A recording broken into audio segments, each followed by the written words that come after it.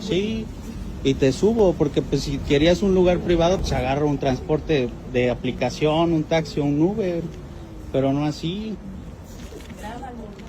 Sí, si tan pudiente eres, pues hubieras pagado un taxi. Ay, qué jodido. No estoy diciendo que sea pudiente, simplemente estoy diciendo que al acercarme a la unidad le indiqué a la conductora que iba a pagar doble justamente. Sí, pero para hay gente, uso incluso hay dos. mujeres, hay personas que quieren sentarse en un asiento y no es justo que pagues, es un servicio de transporte público, no es privado aquí. Le doy sus 7 pesos para que ya no... Si usted es tan amable de poder escribir una copia del reglamento. Hay reglas de convivencia social, no explican, amigos. Si el reglamento expresamente prohíbe, sí, Es un servicio público, también no lo es escucho. quítame entonces, sino otra que venga un policía. Claro, con mucho gusto, no tengo un tema de que nos Pero quítame reunimos nada de que le al- pagues 2 o 5. al juez cívico En este momento para- este joven aprendió algo que la ley no le dice, y lamentablemente la ley es clara en muchos sentidos al respecto de lo que tiene que hacer y cómo debe uno comportarse, pero en otros es sumamente ambiguo. Este joven acababa de pagar doble pasaje para poder dejar su mochila ahí a un lado por la razón que quiera, nada discutible. Esa decisión implica una responsabilidad y por consecuencia la autoridad lo que hizo fue obligarlo, porque literalmente así Privado, pues fue, agarra un transporte a que de aplicación, dejara un libre. taxi o un Uber. Le dejo nuevamente el video. Sí, y te subo, porque pues si querías un lugar privado, pues agarra un transporte de aplicación, un taxi o un Uber, pero no así.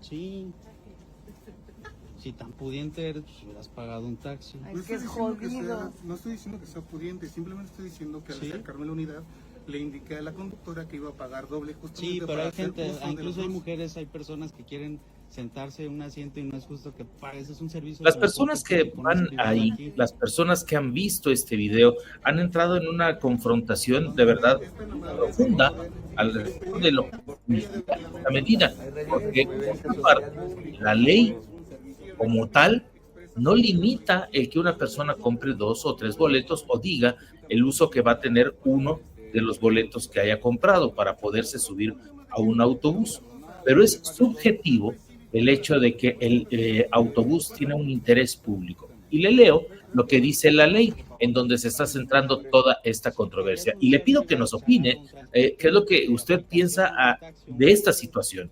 La ley dice que en la Ciudad de México el reglamento de tránsito, pero tampoco el de transporte público, no prohíbe explícitamente comprar 2 asientos en el transporte público, pero sí establece que el servicio es público y no privado, lo que implica que no se puede impedir el acceso a otros pasajeros por haber comprado un asiento extra, y aunque se haya pagado por 2 boletos, el servicio es para uso de todos los pasajeros. Pareciera ser algo muy claro, pero al mismo tiempo la ambigüedad de esa escritura hizo que este joven tomara una decisión que para él quizá estaba bien. Estoy pagando 2 boletos, tengo derecho a poner aquí porque lo estoy pagando, como muchas veces ocurre en vuelos, ¿no? Cuando la gente quiere comprar un pasaje y pues termina pagándolo para que se vaya quizás su mascota, no lo sé, pero en el transporte público como este, pues lo que implica es que si una persona compra 1, 2 boletos y ahora imagínese que no hay un asiento, y si no hay asiento, pues no podemos exigir que te lo den, porque el mismo derecho que tiene él lo tiene la joven. De verdad que está controversial. Este video pone a muchos a pensar al respecto de la justicia, porque como le digo, finalmente el día de ayer que se hizo viral este video, este joven aprendió algo y quizá defendió algo que desde su perspectiva era justo. Si yo pago 2 boletos, tengo derecho a usar 2 asientos. Pero en el transporte público no solamente son los asientos, sino también el espacio de pie, y no es garantía ni al mismo tiempo obligación que consigas un asiento cuando te subes al transporte. Es el martes 19 de agosto de 2025, estamos arrancando así, medio maltrechos. Si de repente empiezan a escuchar una sinfonía de estornudos, ténganme paciencia, porque Ayer fue un aguacero impresionante, esos que no sé hoy cómo me levanté, en realidad. Y pues estamos haciéndolo con mucho gusto, pero advirtiendo que puede haber muchos estornudos esta mañana, porque ya se siente el cuerpo medio afectado por ello. Y eso es bien incómodo, porque estamos platicando, por ejemplo, mientras estaba produciendo esta parte final del show, que va a estar buenísimo, porque esa es la parte que me pone de nervios, no poder contarles todo lo que tenemos listo por una cuestión de salud mía. Pero tenemos, por ejemplo, desde la perspectiva de Matías Ríos, ¿qué es lo que está pasando en Estados Unidos con todo este tema de la migración, del acecho mediático de las autoridades federales, que lo han hecho impecable?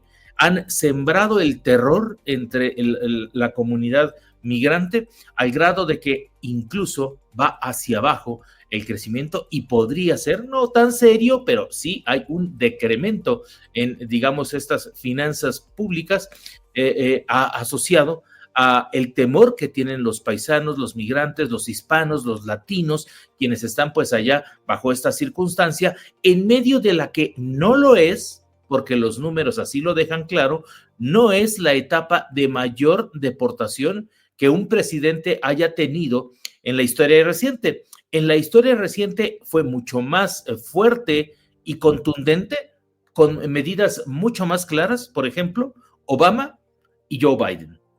Entonces, nos pone a pensar muchísimo a ese respecto, así que de verdad vale la pena la plática que vamos a tener en un ratito con Matías Ríos. Y lo que también le quiero platicar después de eso, vamos a poder ver, imagínense, en lugar de llegar a la casa y que te esperen con un caldito de pollo, que haría tanto bien, por ejemplo, para estos menesteres del resfriado, pero que en lugar de pollo fuera de esto, de avestruz. ¿Qué tan lejos estamos? ¿Qué tan bueno es? ¿Tiene idea? Yo tengo muchas dudas y muchas inquietudes, sobre todo con particularmente un huevo. He sabido y quiero tener la certeza de qué tanto se modifica. Vemos un ave, pero no es exactamente igual. ¿Qué tan diferente es el huevo a como conocemos el huevo de pollo? Y sobre todo también qué tan saludable es, porque mucho de lo que se habla con relación al pollo en las granjas está relacionado a la forma de criarlo, que no es natural 100%.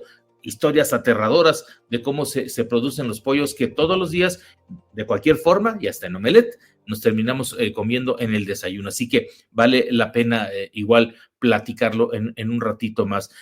Tenemos también durante este espacio, si de por sí el embarazo es algo complicado, ahora imagínese para una menor de edad, para una adolescente. ¿Qué es lo que significa, por ejemplo, tener un embarazo en un adolescente?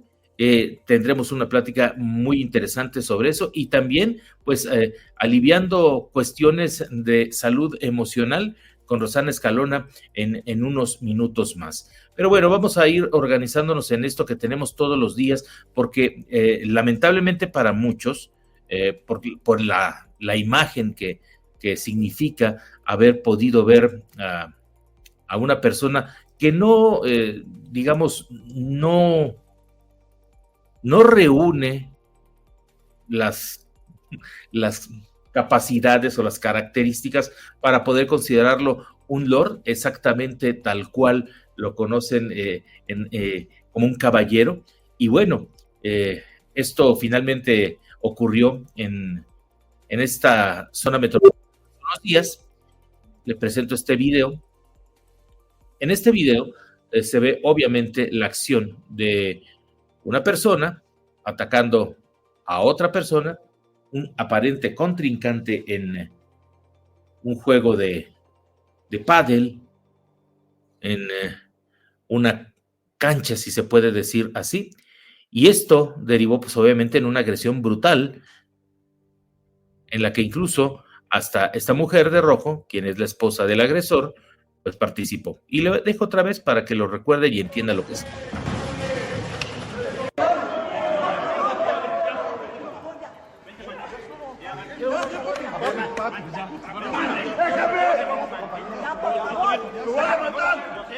¡No lo agarres! ¡No lo matas! ¿Entendiste, puto? ¿Ya entendiste? No, no me lo quites, ¿por qué? Ay, No. cállate, No, ni te no. metas en rollo. No. Ni te metas. No.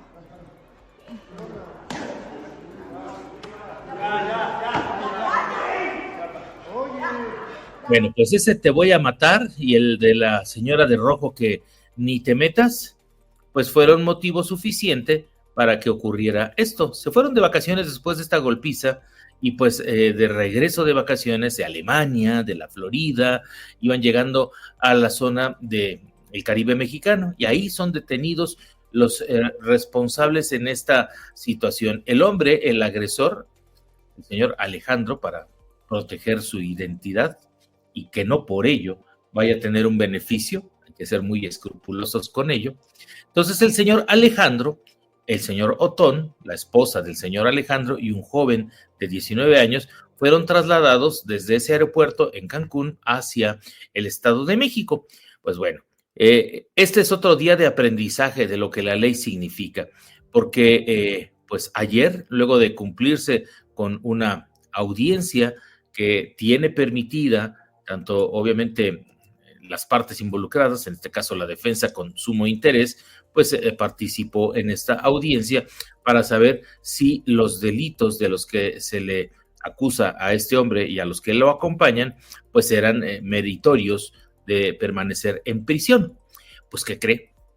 Ayer, justo ayer, así como si estuviera saliendo de un centro comercial, así salió el responsable de esa agresión, de quien vimos ahí amenazar de muerte y que bajo el amparo de la ley, porque hay que decirlo, finalmente tuvo ese privilegio, ese beneficio que otorga la ley, quizá en una primera instancia pudo salir. El video no se lo muestro porque lo tienen como exclusivo todos. Bueno, entonces no quiero ensuciar la pantalla, pero demuestra que va saliendo a toda prisa y sí, literalmente sale corriendo en compañía de este otro sujeto, que ahí es el que va, los dos están involucrados, tapándose con esa hombría que le vimos en el video, tapándose la cara para no ser reconocido, cuando ya medio mundo sabe de quién se trata y sobre todo las consecuencias que habrá de tener esto.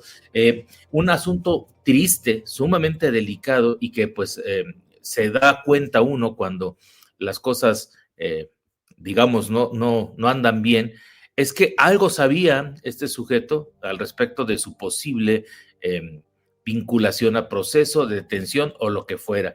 Entonces, como en México, lo primero que se hace es, antes de enfrentar a la justicia, decir, voy a dejar que la propia justicia resuelva lo que tenga que resolver, pues lo que se hace es, se consigue un amparo. Y ese amparo lo que significa es que pues la justicia tendría que suspender sus actividades en medida provisional, precautoria o como sea, para poder privilegiar que el supuesto y al mismo tiempo señalado como agresor o como posible delincuente tenga un acceso justo a la justicia.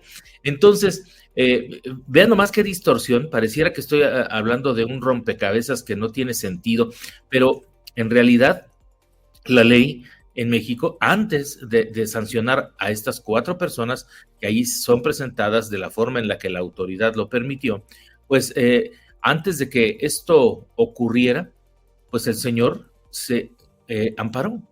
Y entonces don Alejandro N., que es el que está arriba a la izquierda, y el señor de al lado, Otón, son los que recibieron el amparo. Y fue esta la forma en la que salieron de la cárcel. ¿Y quién cree que se quedó? En la cárcel se quedó su esposa, quien está abajo, y su hijo, el que está al lado. Consiguió el amparo, sea por voluntad, por error o como sea. La imagen, lo que implica que nos enteremos de esta situación, es que pudo salir él y su acompañante, su escolta, y se quedaron en la cárcel la esposa y el hijo. Y en medio de la audiencia hay relatos no confirmados, pero podrían ser, digamos, probables, de que el joven estalla en llanto una vez que supo de la situación de que su padre había conseguido un amparo para él y su acompañante, pero no para su mamá ni para él. Vaya cosa. Esto es lo que ocurre como actualización de este caso. Veo ya por aquí a Matías Ríos y quiero aprovechar todo el tiempo con él. Nada más déjenme consignar rápidamente unos saludos. Cintia González, muy buenos días. Nuestra cabina nos dice, buenos y tormentosos días acá en Houston. Ay, no me hablen de tormentas. Ayer, en medio de una entrevista que era... La gran ambición era que fuera al aire libre, que fuera muy activa, movida, nada seteada, nada establecida, nada formal. Nos viene un aguacero, pero de esos de que empieza una gota y termina en un chaparrón. Y reconozco la valentía de la entrevistada de quedarse exactamente igual que nosotros en el medio del aguacero, pero esas son las consecuencias. Don Carlos Granados, buenos días. Don Edgar, don Omar dice, buenos días. Don Ivancito, ¿dónde quedó la cotorra? Pues ahí está atrás, nada más que no pude mejorar tanto el cuadro. Pero bueno, vamos rápido ya que lo tengo aquí. Matías, muy buenos días, gracias por estar con nosotros esta mañana.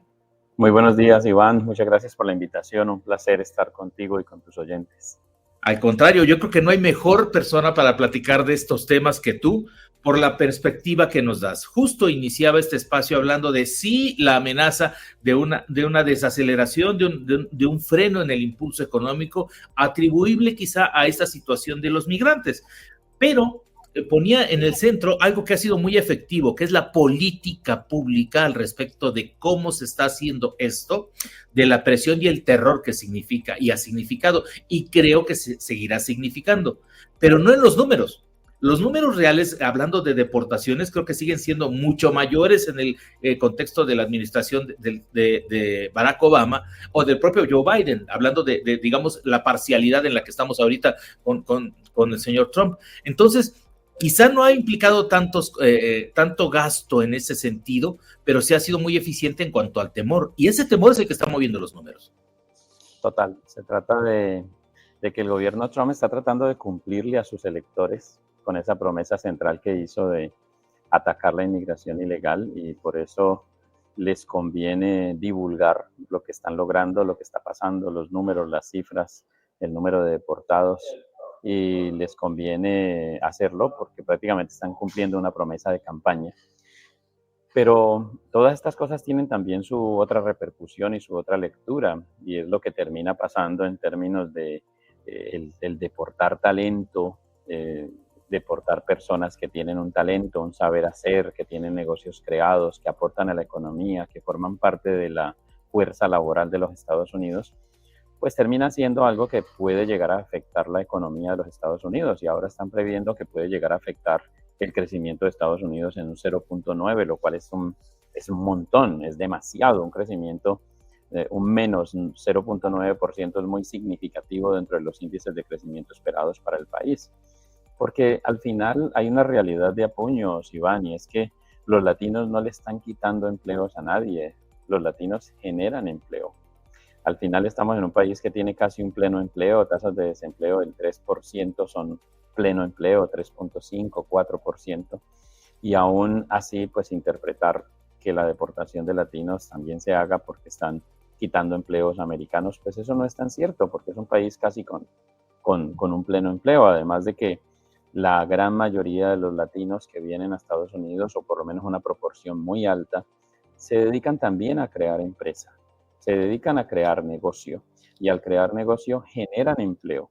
Incluso una encuesta reciente plantea que el 82% de los empresarios latinos que viven hoy en Estados Unidos tienen en sus planes crear empleo nuevo entre el año 2025 y el año 2026. O sea que la contribución está clarísima, y suena más bien a que esta medida tan fuerte termina siendo un poco como un disparo en el pie por parte de la administración en términos de economía, en términos de datos de crecimiento, en términos de impacto real.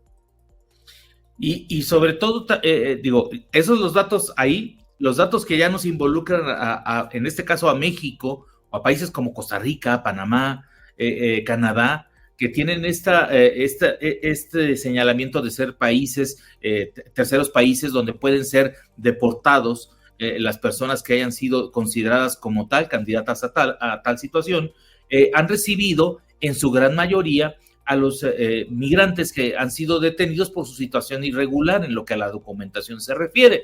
Entonces, por ejemplo, dentro de este impacto, México es el que más ha recibido en estos últimos días, desde que está esta presión sobre la propia comunidad, y esto también, lejos de beneficiar, por ejemplo, a migrantes cuyo origen no recuerdo ahora, digamos, de forma tan precisa, pero son tan diversos como que el cruce tiene toda esa idea de, bueno, te lo voy a hacer más difícil, ¿no? A gente que viene de otras partes como de Europa o de incluso de Oriente, los mandan a lugares como Panamá o Costa Rica, que cueste mucho más trabajo, o a gente de Perú la suben para Canadá. O sea, cosas que tampoco tiene que ser de la mejor forma, si lo vemos desde la perspectiva de la autonomía de un gobierno, de llevarte, por ejemplo, hasta tu casa y te llevo el lunch, ¿no? O sea, creo que no van a hacerlo con ese cariño, pero finalmente habla de cómo es que están trabajando las cosas en este sentido y cómo es que es tan sensible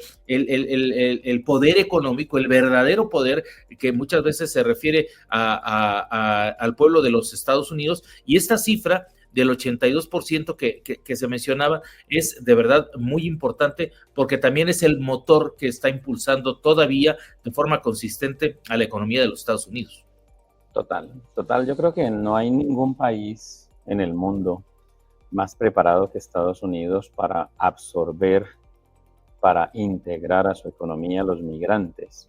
Yo creo que Estados Unidos debería de invertir en los migrantes, porque invertir en los migrantes es apostar a un futuro de crecimiento en los Estados Unidos, y esto lo demuestra no solamente la migración latina. Si nos devolvemos cientos de años atrás, en la época de la independencia, la migración era europea, era italiana, era de diversos países de los Estados Unidos que venían de Irlanda, y toda esa migración, aunque no fue la más ordenada del mundo, esa migración contribuyó a construir el Estados Unidos de hoy. El crecimiento económico del país necesita integración, no necesita que estén expulsando inmigrantes. Yo creo que aunque el país sí necesitaba una legislación un poco más fuerte que solamente pasarse y cruzarse la frontera, que es un tema que denota desorden, digamos, por lo menos, pues tampoco el asumir una política tan coercitiva de estar expulsando a gente que está contribuyendo a la economía local es algo que suene sensato y positivo. Y los números lo empezarán a decir, porque la economía no miente, los indicadores, y aquí hay un departamento de estadística muy fuerte, muy autónomo, que entrega unos números, y esos números van a empezar a reflejar el verdadero impacto de estas políticas, porque esa mano de obra hispana realmente sostiene sectores muy importantes: la agricultura, la construcción, la hotelería. Son 3 sectores importantísimos donde la mano de obra hispana juega un papel importantísimo.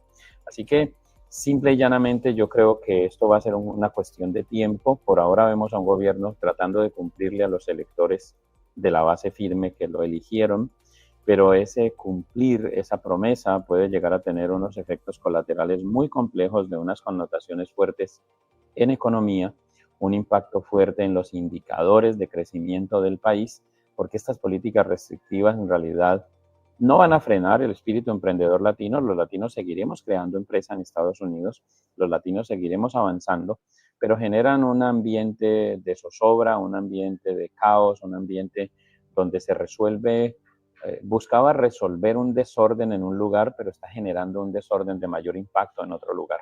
Es lo que a mí se me ocurre que está sucediendo.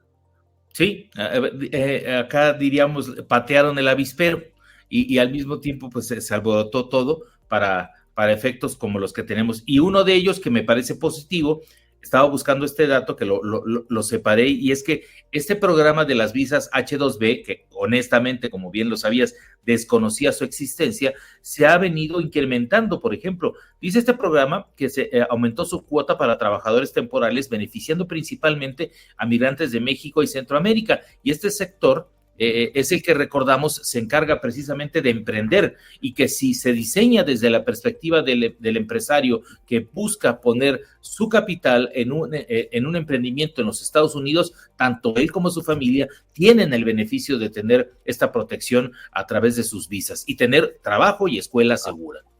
Normalmente esas visas H son ofertas de empleo que una empresa americana le hace a personas que están fuera de los Estados Unidos, ya sea para que trabajen de manera temporal en Estados Unidos y que se puedan renovar. Hay H1, hay H2.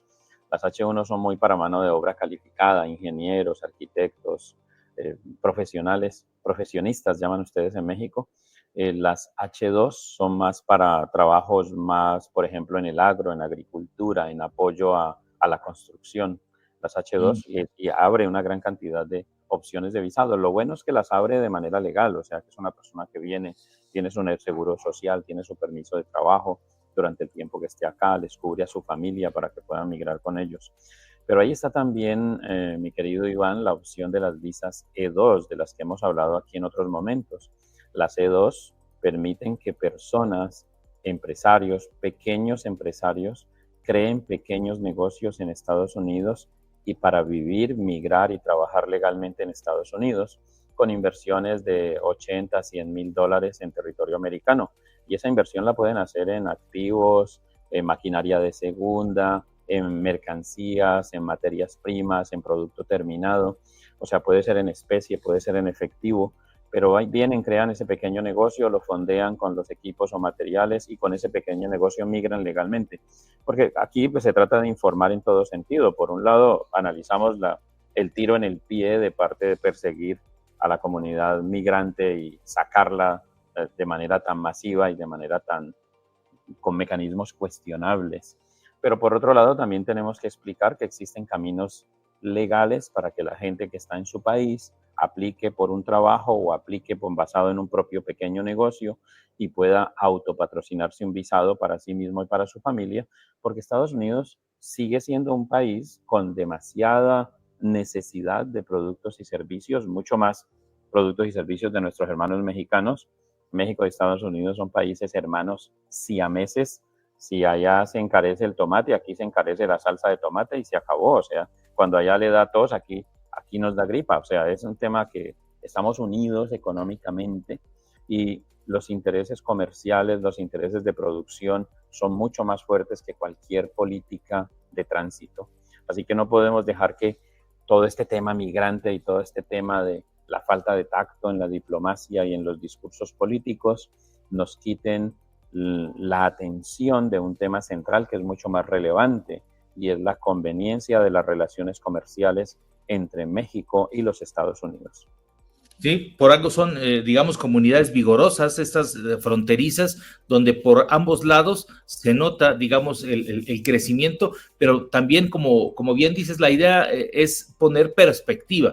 Cierto lo que está ocurriendo en cuanto a lo mediático y todo lo que tiene que ver con esta infraestructura del terror, le digo yo, para seguir manteniendo una política migratoria que asuste a las personas, que en un sentido, dándose este balazo en el pie, siguiendo esta analogía, pues contraiga un poquito, que es mucho, la economía en aquel país, pero estas visas, y qué bueno que me lo precisas, porque cuando vi que era la 2 y no recordaba que era la 2E, dije, esta información creo que es muy buena para tratarla porque ya la hemos platicado, y es en la que le decimos a la gente que literalmente no necesitan irse como pues romántica o tristemente se les dice de mojados, simplemente para tener éxito en lo que sea, organizándolo, que no tiene que ser todo en capital, utilizando quizá activos, el vehículo, todo lo que se pueda utilizar para conformar una empresa de entre 80 y 100 mil dólares, podrían tener este beneficio. Y vamos a presentar a continuación una de esas historias que puede funcionar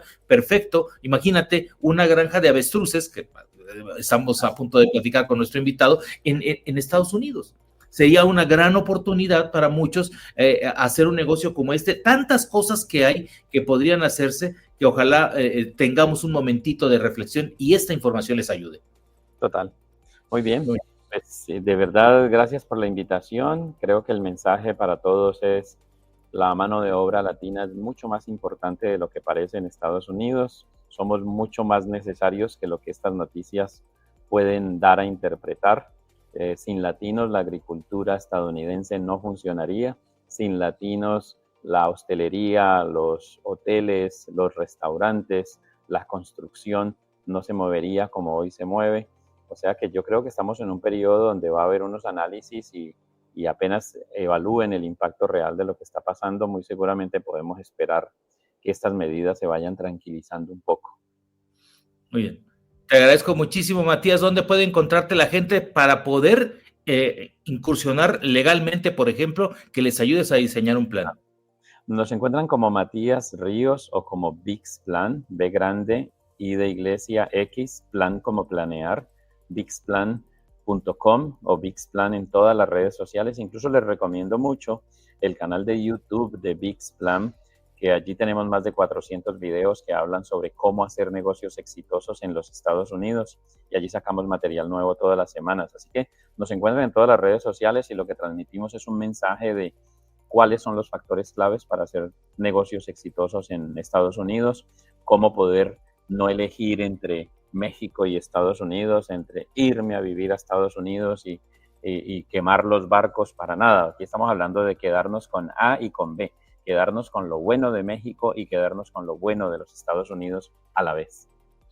Sumamente interesante y digamos que sin necesidad, o sea, no necesita mi respaldo, pero apoyo completamente esa visión desde lo que significa ser un migrante responsable que esté con los dos pies bien anclados en estas tierras. Gracias, Matías, nuevamente. Estamos en contacto. Buen día. Hasta pronto. Muy buen día y gracias. Matías Ríos, sobre esto que sí, son noticias, son datos que llenan de temor, pero la perspectiva es lo que hace la verdadera diferencia. Usted hoy tiene una nueva perspectiva al respecto de lo que está ocurriendo. Como nosotros lo vamos a tener a partir de ahora, imagínense que pido mi omelette con 2 huevitos y llega de gallina, bueno, o de pollo. Pues si ahora que lo pido de avestruz, no, hombre, una cosa así. Así de simple podría cambiar, digamos, la perspectiva también en lo que significa, digamos, criar pollos o avestruces de una forma segura y responsable. Así que para ello vamos a saludar a Eder Hernández, quien está ya aquí detrás del escenario. Lo vimos pasear ahí cerca de las avestruces hace unos instantes. Bienvenido, Eder, buenos días. ¿Qué tal, Iván? Buenos días, ¿cómo estás?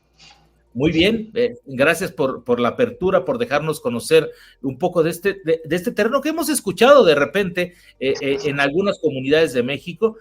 Quizá no sea lo más novedoso que existe, pero poco se sabe al respecto de cómo es que se cría y qué tan eficiente es criar avestruces comparado, por ejemplo, con criar tradicionalmente gallinas o pollos, que muchos pensarían en la comparación, y no sé si esté en lo correcto, si sea fácilmente comparable los dos animales. No, pues al final cada uno tiene, o sea, sus métodos, sus procesos y como todos los que esperan, pues su ganancia, ¿no? Sí es totalmente diferente en cuanto a los tiempos, en tiempos en los que pues, una gallina puede llegar a que se aproveche, o un avestruz. Por ejemplo, en el avestruz tardamos nosotros hasta 10 meses para poder llegar a su peso y poder beneficiarlo o aprovechar su carne. Alguna vez me ofrecieron comer, por ejemplo, carne de avestruz.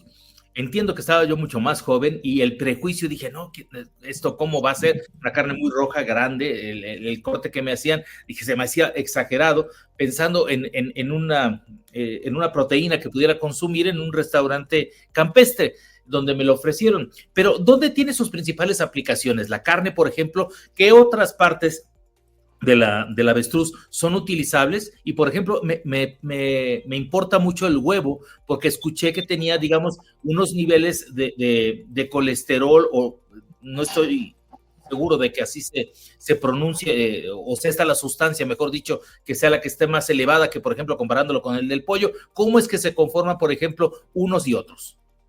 Ok, pues mira, la avestruz básicamente se aprovecha todo se aprovecha el avestruz. Y también se aprovecha en diferentes, pues así que edades. Una avestruz ya grande que se mete al rastro, podemos aprovechar pluma, piel, grasa, carne y hasta las vísceras. Por ejemplo, obviamente, pues con las plumas, pues ya sabes, pueden hacer los arreglos. Se vende mucho en los carnavales de Veracruz, por ejemplo, para hacer adornos. La piel, pues no se diga, se hace cuero para hacer botas, cintos, chalecos, todo esto. Y con la grasa se busca hacer aceites para cosméticos, aceites esenciales, que es la parte más, es lo que más se le puede ganar a la avestruz, ¿sí? Una avestruz de 10 meses, nosotros podemos llegarla a que pese entre 115 y 120 kilos, y los cuales aprovechamos 33 kilos de carne, Iván, ¿sí? Y lo que dices tú del huevo, Aquí desgraciadamente nosotros no producimos huevos para consumo, para venta para consumo. Lo que en Rancho Tigba, que es donde estoy ahorita, estamos buscando es la producción más de pollitos. Entonces, cada huevo que tenemos de nuestra área de reproducción es utilizado para entrar a incubación y así tener un pollo. Te decía que el beneficio es diferente entre el pollito y el adulto. Porque, por ejemplo, un pollito me tarda 30 días, 39, 40 días en la incubación y lo puedo vender al mes. Entonces, este pollo puede tener un costo desde 5,500 hasta 7,000 pesos. Y a comparación del adulto, le puedes sacar un beneficio desde el 80 a 130, depende cómo trabajes estos subproductos, estos productos del avestruz. Es que aparte de todo, justo me queda la idea cuando lo estás planteando, y tengo una pregunta: ¿cuánto tiempo tarda, por ejemplo, el proceso desde que un avestruz, digamos, procrea el huevo a que lo pone, por ejemplo, siguiendo una analogía que espero sea correcta? No, sí, totalmente, está bien. Mira, aquí estamos en el área de reproducción. Estos animalitos de atrás es un macho con hembras. Ya cerramos la temporada, ahorita ya no me están poniendo huevos las hembras, pero cuando se agarra entra en incubación, tarda, te digo, 40 días en lo que nace el pollo, más 10 meses, 11 meses. Yo creo que en 11 meses ya tengo un avestruz lista para aprovechar todos sus productos, en 11 meses. Y es que justo ahorita en lo que me presentabas eso, me puse a buscar rápido a ver cuál es el valor nutricional de un huevo. Sí, digamos que puede ser considerado igualmente valioso nutricionalmente, pero en materia de negocio, un huevo es el producto final. Y por ejemplo, si lo haces, por ejemplo, en un omelette, ahí se acabó, ¿no? Y estamos pensando también en la reproducción y en el crecimiento de toda esta flotilla de avestruces que tienes por ahí. Es también empresarialmente muy lógico lo que me comentas. Sí, mira, te explico. Yo tengo aproximadamente aquí 600 hembras, pero en la temporada, en la mejor temporada, en el mejor momento de la temporada, puedo obtener de 100 a 120 huevos diarios. Si los vamos a vender así, el puro huevito, pues no, tendría que tener miles de avestruces. No es igual como una gallina que te está poniendo y puedes tener miles y miles en un andén donde te están produciendo huevo y haces la venta de huevo. Por esa razón buscamos al pollo y al animal. ¿Por qué? Porque podemos vender a los pollitos de 1 mes y medio, que la mayoría se venden como mascotas o como ornamento para los ranchos. Hay alguien que tiene un terreno, quiere tener avestruces solamente para apreciarlas, y hay unos que sus terrenos. Entonces, esos son los pollitos que vendemos. Lo que no se aprovecha para meterlo en engorda y tener aprovechar todos sus productos, como te digo, carne, piel, de todo. Fíjate, mensajes de nuestra audiencia, uno de ellos es de Frank Anguiano, gracias. ¿Se puede entrenar un avestruz para tenerla de mascota? Y la otra, ¿los cascarones también se venden? Sí, los cascarones los vendemos aquí entre 90, 120 pesos, los cuales se usan para hacer artesanías. Muchas personas los pintan, los ponen en su oficina, o sea, tienen muchos usos. Otros, en sentido aquí de zootecnia, ¿qué está pasando? Se usan se muele y se puede usar como calcio también. En tu caso, tú has probado, ayúdame con esa parte gastronómica, ¿tú has probado un huevo de avestruz? Todo, la carne, el huevo, sí. De hecho, sí, aquí probamos constantemente el huevo. Es muy parecido. Visualmente es un poquito más transparente, recordemos, está hecho igual de albúmina, es igual que el huevo de la gallina, y tiene entre 20, es como entre 20 y 22 huevos. Son huevos de avestruz, es como 20 o 22 huevos de gallina. Solo que en la apariencia es un poquito más transparente, la parte de la clara, pero sabe muy rico, es excelente. Y de lo que decían que se pueden domesticar como mascotas, no. Sus procesos cognitivos tienen pocos procesos cognitivos. No, por ejemplo, aquí tengo avestruces que desde pollitos los he tenido, los he alimentado, les da agua y ni me reconocen. Son como pequeñas Doris, ¿no? que se les olvida cada 15 segundos quiénes son o qué están haciendo. Pueden ser tranquilas, las avestruces son tranquilas, no son agresivas, solo que cuando están en la temporada de reproducción se vuelven territoriales. Entonces yo a todas las personas que los tienen para estar como mascotas en sus terrenos, les digo, cuando esté en reproducción el macho, sí hay que confinarlo a un corral. ¿Por qué? Porque no es agresivo, pero si te acercas a donde hace el nido, pues defiende su nido. Y la verdad, las armas de las avestruces son las patadas. O sea, son unas patadas súper fuertes, súper fuertes. Sí, te pueden quebrar una costilla fácil, sin problema. Sí. De hecho, es a lo que iba después, porque finalmente por el poder, no son como una gallina, ¿no? Que te le echas a correr quizá y lo que más te espante sean las alas, ¿no? Incluso desde las propias alas de estas, el pico, la fuerza con la que puede lastimarte es brutal. Y las patadas, ¿no? El pico no es mucho. Mira, ¿te puedo mostrar una que tengo aquí enfrente? Sí. Mira, vamos a ver. Ya, el detalle son las piernas, tienen mucha fuerza en sus piernas. Ya se fue. El pico no tanto, ¿eh? El pico no es de preocuparse. Y lo que dices es que te corretea una gallina. ¿Quién no nos corretea una gallina de niños? Estas avestruces corren hasta 76 kilómetros por hora. O sea, yo las he medido, digo, no de forma positiva. Una vez se nos escapó agarró una carretera y yo atrás de ella en la camioneta, literalmente. Cuando me di cuenta, yo ya iba a 76 kilómetros por hora, iba a su misma velocidad. O sea, corren bastante. Y me imagino o sea, estamos hablando desde un proceso casi orgánico, ¿no? O sea, no quiero cometer ese error, pero creo que es de la forma más natural de tenerlas en un criadero, ¿no? Pero desde el huevo debe saber espectacular, como bien lo mencionas, la carne debe saberlo, porque tiene un proceso natural, a diferencia de como tenemos en las granjas a cientos, a miles de gallinas y pollos, que en muchas de estas historias aterradoras, lo que se cuenta que nada más los tienen como maquinitas para hacer huevos, sin que tengan un proceso natural, ¿no? Aquí estás hablando de la pareja de dos avestruces, pues, que están haciendo un huevo de forma natural, y esto tiene todo lo que necesita, ¿no? Sí, hay que tener cuidado mucho con esto de las opiniones que vemos en, no sé, Instagram, Facebook, de que se usan hormonas y los maltratan. Digo, no descarto que debe de haber personas que hagan algo negativo, un trato negativo a los animales, pero sí, aquí total se busca el bienestar animal, Iván. O sea, ¿qué es el bienestar animal? Amplio terreno, que tengan su sombra, como veo aquí. Los techos, estos techos es para cuidar a los nidos, su alimentación, el agua, que se les hace chequeo por veterinarios. O sea, eso es lo que se busca.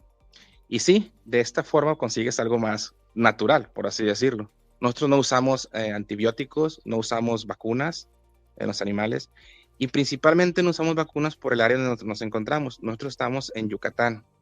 Y Yucatán es un área libre de virus como el virus del Newcastle, el virus de la influenza aviar. O sea, es un área libre que está así determinado por Senacica.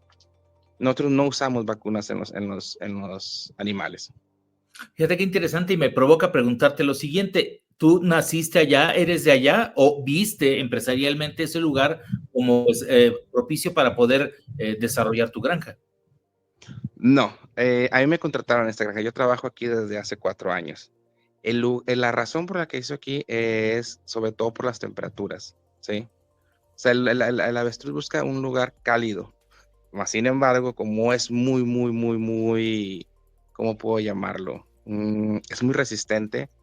También en Texas, por ejemplo, yo he visto granjas donde están con heladas, donde están con hielo y no les pasa nada, te lo juro. Pero buscamos esa temperatura acá para que puedan estar más parecidos a su forma natural. Es muy interesante, y sobre todo el privilegio que te da. Digo, una cosa es el calor, que también es muy importante en Yucatán. Qué bonito pega, o sea, sudas en cuanto volteas a ver el sol, o sea, desde sales de la regadera. Sí, es complicado, pero creo que es el ambiente más propicio, como bien dices, por su origen salvaje. Pero mira, aquí preguntan si es legal tener avestruces en casa o se necesita un permiso especial? Ahí sí, Se no lo sé. necesita un permiso especial. Aquí el que se encarga de eso es Semarnat, ¿sí? Semarnat puede dar permisos a áreas como esta para que se den de altas tanto como una UMA, que esto es de conservación, o como una PIMS, que es predio instalación que maneja vida silvestre. Al estar dado de alta como una PIMS, tú puedes hacer la crianza, la reproducción y comerciar con los productos de los animales silvestres, en este caso el avestruz. Si tú quieres tener uno, claro que sí, se hace como un anexo de la PIMS hacia la persona a la que se le va a dar y se hacen los papeles tanto como actas de origen, ¿sí? Se hacen sus movimientos ante Senacica. ¿Qué es lo que hacemos cuando los vendemos? O sea, todo esto es a base de las instituciones mexicanas para poder tenerlos aquí y poder venderlos, y así como negociar sus productos. Y al mismo tiempo pregunta, dice, ¿en la Ciudad de México dónde lo podemos comprar o hacen envíos? Y no nos caería Sí, mal hacemos envíos. Voy a echarle ahí un comercial. Tenemos convenios con Aeroméxico y con Volaris, por cual donde mandamos las avestruces, mandamos en cajitas pollos de 30, 45 días, y estos pollos van en una caja de 60 por 40 por 40 y llegamos a varias ciudades. Se hace el pago en línea, o sea, se hace el pago por transferencia e enviamos el pollo. Inclusive en México hay personas que nos ayudan a mandarlas. Hay gente que dice, oye, yo no quiero ir al aeropuerto por ellas, estoy como a 2 horas, ok, te la llevamos. Para poder terminar con el envío. Fíjate qué interesante, porque eso empezó a ser moda hace muchísimos años, cuando traían aquellos cortes de Monterrey o de Sonora o Chihuahua, Sí, sí. Luego empezaron con Mazatlán y digamos los mariscos, y esto es bien interesante, por lo menos yo desconocía que podían tener, digamos así de fresco, por ejemplo, el producto, hablando de la carne, viene, digamos, envasada, viene al vacío. ¿Cómo es que la envían? Igual así como en estos portafolios o hieleras. Sí, totalmente, sí. Y se hace al vacío. Hay bolsas que son de grado alimenticio y nosotros usamos de 500, medio kilo, de 1 kilo, para enviar tanto ya sea churrascos, arrachera, molida, de todo tipo de cortes podemos elaborar y los mandamos también. Ya entramos en el antojo. ¿Cuánto Sí. cuesta? ¿Qué tan caro o qué tan apreciado es el consumirlo? No es muy caro, te voy a decir. Una molida puede costar desde 220 pesos el kilo, y los cortes premium pueden llegar a costar hasta 350, 400 pesos el kilo. Si lo comparas con un ribeye, es lo mismo. ¿Sí? O sea, el costo ya en la carnicería de la que vas ahí de donde vives o del comercio es igual. Estamos ahorita tratando de lo que estaba platicando Matías, de exportar, ¿sí? Exportar la carne. Y para eso se está construyendo un rastro. Ahorita te platico varios detalles sobre por qué se construye el rastro, y se busca que esté certificado como TIF para poder buscar el siguiente paso, el sello USDA, y mandarlo a Estados Unidos. Ya hay gente en Estados Unidos que nos está pidiendo carne, distribuidores de carne, tanto en Ohio, New Jersey, nos llaman, oye, quiero 1 tonelada mensual. Espérame, todavía no podemos exportar, estamos en eso, ¿sí? Pues es algo de verdad muy interesante, porque la gente muestra interés. Yo mismo digo, pasando aquella experiencia en la que no la probé y sí me arrepiento, porque finalmente no pasaba nada. Era, digamos, menos organizados estos productores, no sé cómo le hacían para tener la carne, y quizá eso me dio la desconfianza. Era una zona, digamos, con poca ganadería, y de repente me ofrecen avestruz. Digo, pues, por muy campirano que sea el lugar, a lo mejor no es originario de aquí, ¿no? Y esa parte han ido venciendo un poquito ese estigma que pues funciona casi como el corral, ¿no? O sea, te encierra en un espacio en el que solamente por ahí puedes vender, y la verdad no permite que conozcamos el valor. ¿Qué es la parte, por ejemplo, que podría ser considerada como premium en la avestruz? ¿Qué parte de su cuerpo? Ok, es adentro del muslo y en lo que es la pelvis. Ese músculo es muy suave y muy rico. Yo he hecho picaña con eso y te lo juro que está muy jugosa y muy rica. Esa parte es la jugosa. La parte de la pierna no tanto, es una carne muy, muy, muy magra, ¿sí? De hecho, tiene menos grasa que la pechuga de pollo y más proteína, la pierna, ¿sí? Esta es para hacerla con cocción larga, para que quede más suavecita, ¿sí? Y es muy, muy rica.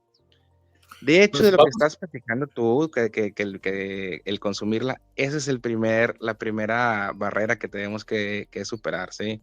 Que es la educación en cuanto al consumo. Hay lugares como aquí, por ejemplo, aquí están súper casados con el cerdo, que es súper rico también, pero casados y mucha gente dice, no, no quiero probarla. Pero no buscamos competir con estos tipos de proteínas, como el res, el cerdo, la gallina. Si una familia, una vez por semana o por quincena, dice, ¿sabes qué? Vamos a tener un plato de carne de avestruz, ya estamos del otro lado. Pues vamos a propiciar que esto funcione, sobre todo la conexión en Estados Unidos me parece muy interesante y ojalá que nos lleves en este paso a paso, ¿no? ¿Qué te parece si entramos, no sé, la próxima semana, si tienes oportunidad, que nos expliques un poquito a la vista, si se pudiera tener o nos ayudas grabando algo en estos días, algo de video que la gente pueda ver? Esto es lo que te llevas, por ejemplo. Este es el tamaño de un corte, esto es el tamaño de la carne que te podrías llevar, para que vayan dándose la idea y quizá en una de esas empezar a generar esos pedidos que son necesarios, sobre todo también para que uno conozca y se rompan esos tabúes, Eder. Claro. Ahí tenemos páginas en Face, Carne de Avestruz y Rancho Tigba, los pueden buscar en Facebook. Y ahí están todos estos videos que me estás pidiendo, te los puedo enviar, si me haces el favor también ahí. Y para que sí, exactamente, la gente conozca el sabor, conozca cómo se preparan, conozca la carne de avestruz. Muy bien, pues vamos a hacerlo y te esperamos tener pronto por acá otra vez. Muchísimas gracias, Eder. Saludos, hasta luego. Hasta luego y muy buen día. ¿Qué tal carne de avestruz para arrancar el día? Le voy a preguntar ahorita a Rosana, que ya está por acá, Rosana. ¡Ey! ¿Te interesa o no te interesa, Rosana? Buenos días. Buenos días.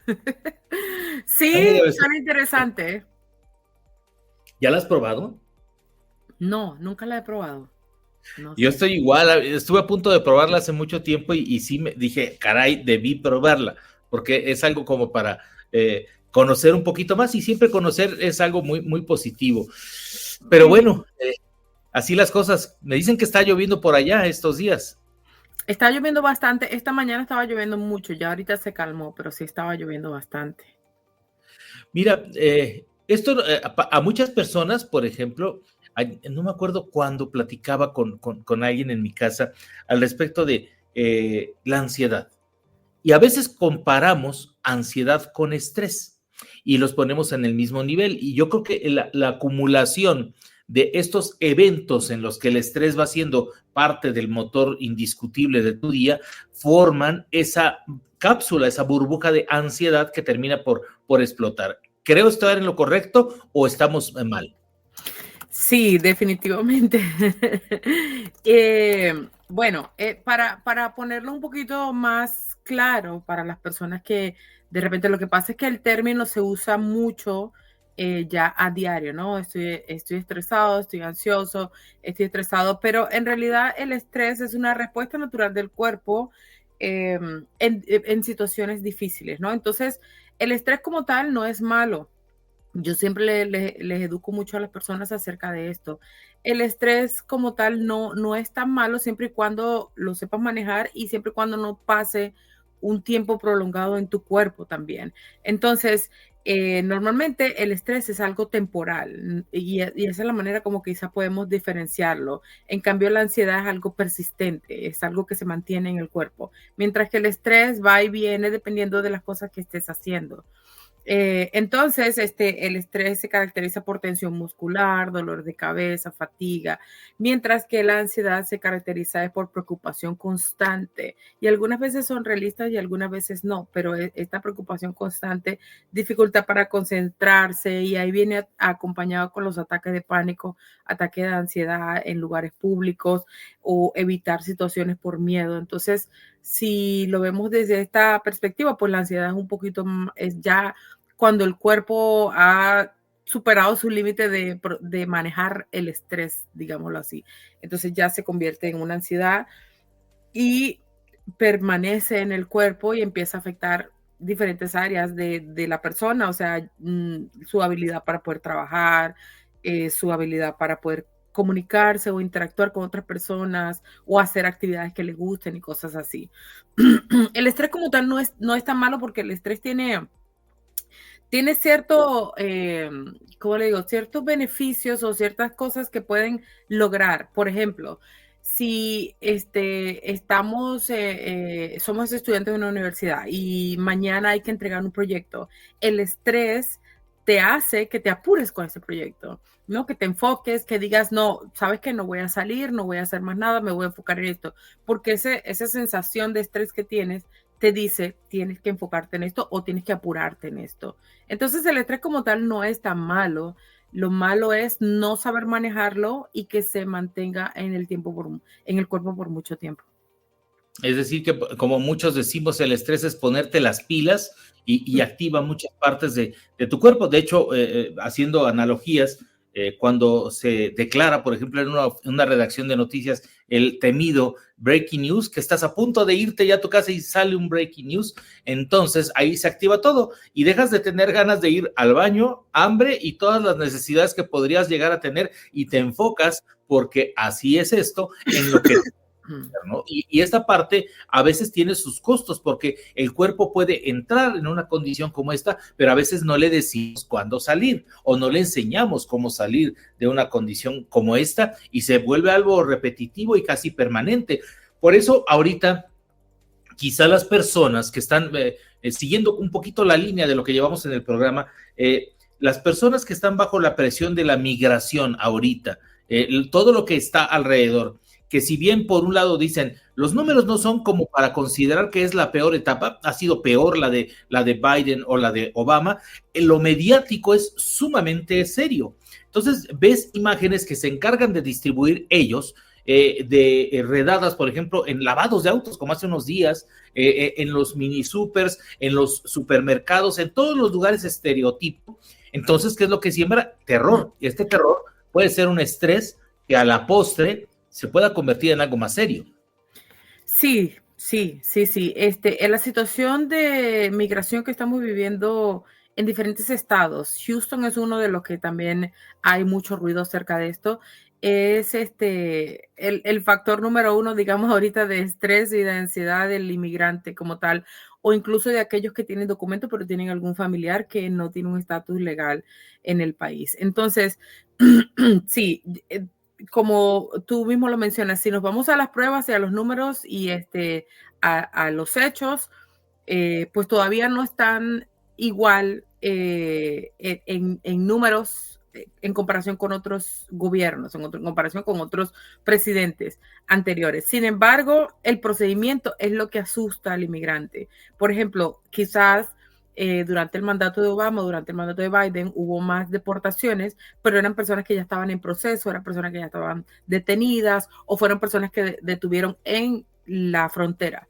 En cambio, la metodología de este gobierno es diferente porque llegan a los trabajos, llegan a los bares, a las iglesias, a lugares donde está la gente tranquila o que no tiene ningún récord criminal, a detenerlos también. Nosotros hace unos días detuvieron así a un amigo de nosotros y lamentablemente él iba camino al trabajo sin ningún antecedente delictivo, sin ningún récord criminal, pues su único problema era no tener un estatus legal migratorio aquí y lo detuvieron y a los 3 días ya estaba en México. Sí, y mira, y me lleva a otro escenario, Rosana. Una parte es el adulto que, aunque la mente, digo, no cambia nada, aunque yo lamente lo que pasó con tu conocido, con tu amigo, mal que bien ya lo sabe.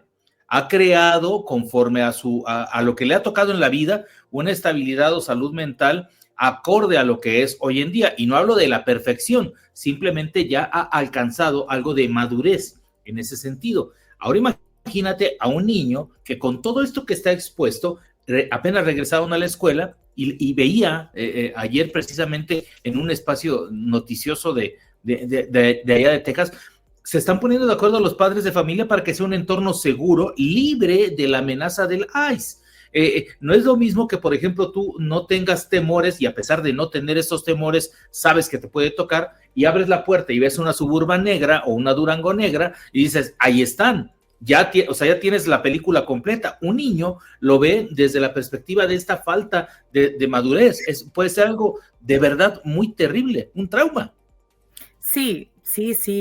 Los niños y jóvenes adolescentes ahorita están extremadamente asustados por lo que está pasando. Recién esta mañana atendía el teléfono de una de las consejeras que yo superviso y ella me estaba llamando para hablar conmigo acerca de un caso. Me estaba diciendo que había un problema familiar en uno de los casos que ella tiene y que ella necesitaba reportar esto pues a la protección del niño y del adolescente. Y los niños, o sea, el que estaba siendo la víctima en este caso, porque pues fue una pelea entre hermanos, pero hermanos mayores atacando a hermanos menores, estaban muy preocupados, o sea, después de reportar el problema que estaba pasando, ya no querían que esto llegara a mayores, porque pues ellos tenían miedo que al involucrar las autoridades, también sus padres pues salieran afectados con esto. Entonces, es una cosa que cada día se vive y cada día se va a ir viviendo peor, porque ya no es simplemente un estrés de que, bueno, es algo que vimos en la noticia una sola vez, no, es algo que se habla a diario, es la manera como se está haciendo, es el ambiente que se está viviendo, incluso las personas que pues apoyan las políticas de este gobierno también están empezando a mostrar una actitud bastante racista en los supermercados, en las iglesias, en las tiendas, racismo entre ciudadanos. Entonces, esto es algo que realmente llegamos a este punto de la ansiedad, ya no sobrepasamos del estrés, sino que nos brincamos para allá.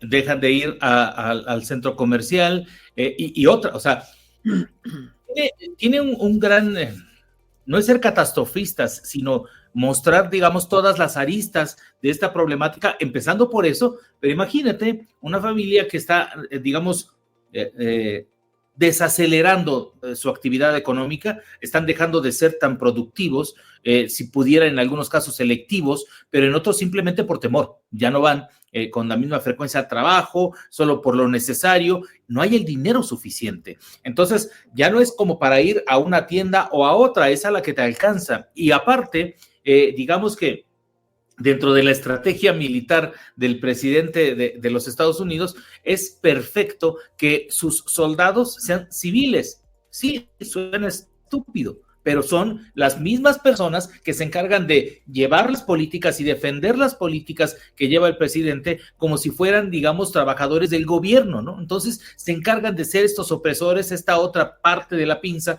que cierra la presión hacia el grupo de migrantes. Todo esto tiene solución, o sea, el panorama ahí está. ¿Cómo pueden salir las personas que nos estén viendo o que de aquí alguien esté en contacto con algún familiar allá? Oye, esto puedes hacer para poder salir de esta situación de la forma más inmediata. Yo no estoy diciendo que esta sea la forma más segura o la más profesional, pero algunas partes que nos puedan ayudar para que pues nuestra comunidad esté un poquito mejor. Sí, definitivamente. Y para agregarle un poquito más a lo que acabas de decir, este efecto dominó es bastante grave en cuanto a la economía del país también, porque pues comenzamos con, o sea, desde lo más profundo es la familia empezando a tener temor, acorde a lo que ellos ven en la televisión, ellos empiezan a decir, sabes que hay muchas redadas, hay muchos problemas, están tratando mal a los inmigrantes, se los están llevando a la cárcel de Alcatraz, de cocodrilos, y no vamos a salir, ya no vamos a celebrar, ya no vamos a hacer esta fiesta, ya no vamos a ir a este restaurante, ya no vamos a llevar a los niños a este parque, ya no vamos a hacer estas vacaciones. Todo ese dinero que se está dejando de gastar en cosas. Entonces, cuando ves el otro lado, por ejemplo, nosotros a veces salimos el fin de semana y lugares que estaban repletos, que a veces era difícil entrar sábado o viernes en la noche, te puedo decir con certeza que hay como un 60 o 50% de la gente que había antes. Entonces, todos estos bares, estos restaurantes, parques de atracciones para los niños y todo, están viéndose bastante afectados por esta parte del temor de las familias que eran las que consumían, las que gastaban allí. Y pues esto va a ser un impacto bastante grande para la economía si esto sigue así. Entonces, una cosa que pueden hacer primero que nada, que yo siempre le recomiendo a las familias, es mantenerse muy unidos, primero que nada. El confort de la familia ayuda a manejar este estrés mucho mejor. Entonces, no es el tiempo yo sé que no es fácil, pero no es el tiempo de caer en conflictos o estar separados. Es el tiempo de estar más unidos que nunca. Es el tiempo de tener un sistema de apoyo grande. O sea, este vecino, esta amiga, ahora sí que los latinos y los inmigrantes necesitan unirse más porque es la manera como vamos a poder lidiar con el estrés y la ansiedad que esto nos está provocando. Yo sé que hay muchas personas, al igual que el COVID, lo primero que hacen, o algunas personas tienden, es a aislarse y a decir, pues, ahorita mejor no se puede nada, ahorita mejor nos quedamos tranquilos y se empiezan a aislar de los amigos y todo esto como una manera de prevención. Pero la verdad es que esto va a hacer que el estrés sea peor. Entonces, a apoyarnos mutuamente y abrazarnos, acompañarnos en este proceso en el que estamos pasando por todo y tener un plan. Yo siempre les digo a las familias, ustedes necesitan tener un plan. Hay una creencia muy absurda en la cultura hispana, latina, que es que si hablas de algo le estás atrayendo, ¿no? Bueno, yo vengo de un país donde se cree mucho en eso. Si hablas de algo es porque lo estás atrayendo a que pase. Y por esta creencia tan absurda, muchas familias no hablaban de temas que eran importantes. Entonces yo les digo, ustedes tienen que quitarse esa creencia y empezar a hablar acerca de esto. Bueno, ¿qué pasa si me detienen? ¿Cuál es el plan? ¿Qué vamos a hacer? ¿Quién se va a encargar de qué? ¿Cuánto dinero tenemos? ¿O cuánto dinero necesitamos tener ahorrado? ¿Qué abogado vamos a contactar? ¿Qué amigo o familiar puede ir por los niños de ese día si me detienen antes de ir por ellos a la escuela? Tener un plan así ayuda a que también tengas un alivio, porque algo que desestabiliza mucho el cerebro, que lo hemos visto en escáneres cerebrales y muchas investigaciones, es no saber qué va a pasar. Entonces, cuando tu cerebro no sabe qué va a pasar, se altera mucho, porque al cerebro le gusta trabajar con rutinas. Entonces, si tu cerebro sabe que ya tienes un plan, todavía te da miedo, sí, pero ya sabes que estás preparado para eso. Entonces, estar preparado para algo, aunque sea malo, te da una tranquilidad también. Entonces, hacer este plan, si no saben cómo hacerlo, pueden buscar diferentes ideas en internet o usar la inteligencia artificial para esto, pero tener un plan de qué vamos a hacer en el caso de que algo malo suceda. Y esto es algo que a la familia no le gusta hablar porque dicen, no queremos hablar acerca de esto porque estamos llamando a la energía de que nos detengan. No, hay que ser realista. Es algo que está pasando y que puede pasar. Entonces, ¿qué vamos a hacer si pasa? Tenemos un plan. Si no pasa nada, qué bueno, no tuvimos que usar el plan. Pero si pasa, tenemos un plan de donde podemos agarrarnos. Lamentablemente, bajo estas condiciones, como lo menciona Rosana, estamos en medio de una ruleta rusa, ¿no? O sea, nada más saber en qué momento la bala le toca a la persona que no deseábamos, ¿no? Porque muchas son las posibilidades y creo que en ese sentido vale la pena ser un poquito consciente. No somos abogados de migración, no somos, digamos, consejeros de migración, pero lo hecho está. Entonces, si hay un DUI, si hay un asunto previo, si no fuiste a la corte, si no fuiste a tu cita de migración, si no renovaste muchas de las cosas que pudiste haber hecho a tiempo para evitar ponerte en el escenario, ya ahorita nada se puede hacer. Todo eso ya pasó. Primero, creo que también una parte es perdonarse, ¿no? O sea, quienes hayan cometido ello y que no afrontaron responsablemente esta parte del proceso, dejar de sentirse culpables, porque me imagino en una persona que está así, alguien de esta edad más o menos, con esta frustración, la tristeza, la casi certeza de que en cuanto asome la nariz, porque si algo hay allá, es que fulanito de tal se llama tal, vive en tal lugar y ahí es. Y no hay falla. O sea, simplemente toman el registro y van a ver que hasta el perrito con la correa en color morada, ahí es. Entonces, nada más esperan a que salga, algún día habrá de salir. Entonces, esa parte lamentablemente nos debe de poner primero en esa perspectiva de, ok, ya la hicimos, hay que tener esta certeza. Y la certeza nos debe llevar a este pensamiento, no es atraerlo, sino es tratar de resolverlo. Hay personas, y bien lo sabes, te digo, más que yo, pero por ejemplo, tienen una hipoteca, compraron una casa y que esa casa, por ejemplo, tiene un valor parcial ahorita. y, por ejemplo, resolver qué es lo que va a ocurrir, no es irse con una mano adelante y otra atrás, quizá es irse con algo de ese capital que se pudo reunir, el auto también, los bienes también, pero como dices, y eso es de mucho estrés, la gente, por ejemplo, el papá pudiera estar relacionado a esto, pero los hijos poder estar en una condición regulares, la esposa también. Entonces, ¿cuál va a ser la decisión? Mucho nos va a doler, pero la vida de los hijos quizá digan, pues mi vida está acá, ¿no? O sea, yo no me veo regresando al pueblo, y esa parte, lamentablemente, también atañe consecuencias. ¡Qué difícil situación! O sea, esa plática debe ser súper dura, pero se tiene que hacer, se tiene que afrontar. Sí, y por eso la mayoría de las familias la evitan, porque no quieren afrontar, sobre todo los hombres cabeza de familia, no quieren afrontar esta conversación, pero es una conversación importante porque yo siempre les digo esto, seamos realistas. ¿Qué pasa si mañana usted sale a trabajar y lo detienen y no hubo un plan? Su esposa no sabe dónde buscarlo, su esposa no tiene acceso a las cuentas del banco, su esposa no sabe cuánto dinero hay, o los detienen a los dos y ustedes no tienen a nadie, quién ir a recoger los niños ese día, entonces los niños van a estar esperando por ustedes allí fuera de la escuela. O sea, es terrible, es duro, es doloroso, pero es cierto, es real también. Entonces, empezar a tener un plan de qué vamos a hacer, y probablemente a lo mejor no se tenga que usar. Yo todavía tengo la esperanza de que haya un cambio, que haya algo, que suceda algo bueno, que le dé una vuelta a todo esto y más bien sea un beneficio para los inmigrantes aquí, sobre todo los que tienen muchos años trabajando duro y moviendo la economía del país.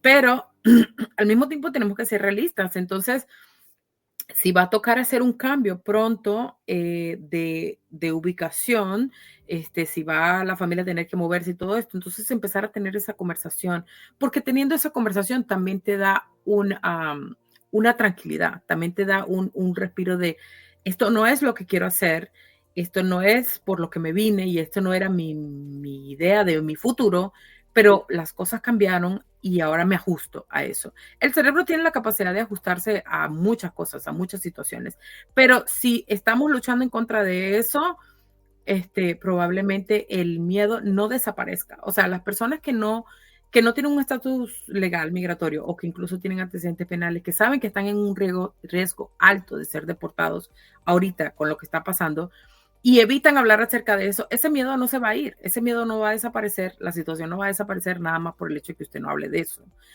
La situación sigue estando allí y el miedo sigue estando allí. Y una de las cosas que sabemos en neurociencia es que lo que se resiste, persiste.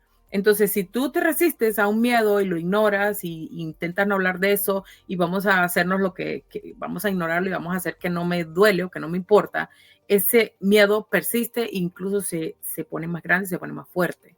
Entonces, si mejor hablamos acerca de esto, porque en neurociencia también se dice, lo que se acepta se transforma. Entonces, cuando usted acepta que usted dice, bueno, esta es mi situación, vamos a estar claros, vamos a tener una junta familiar esta noche y vamos a hablar, esta es la situación, no hemos podido arreglar papeles por X, por Y, porque nos descuidamos, o porque no hubo una oportunidad, o porque no hubo el dinero, o porque no teníamos cómo, pero ahora esto es lo que vamos a hacer, si me llegan a detener, esto. Cuando usted hace eso, cuando usted lo acepta su situación y acepta lo que quizás vaya a venir, usted transforma eso. Entonces lo transformamos a que ya no es algo tan malo, sino que es un cambio que nos viene. Es un cambio y a lo mejor es malo y a lo mejor es bueno. Nunca sabemos, ¿verdad?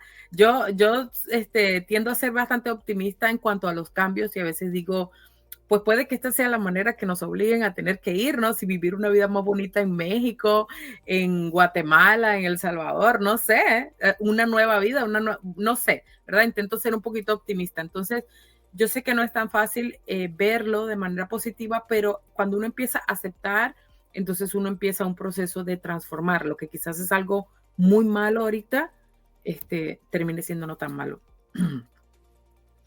Mira,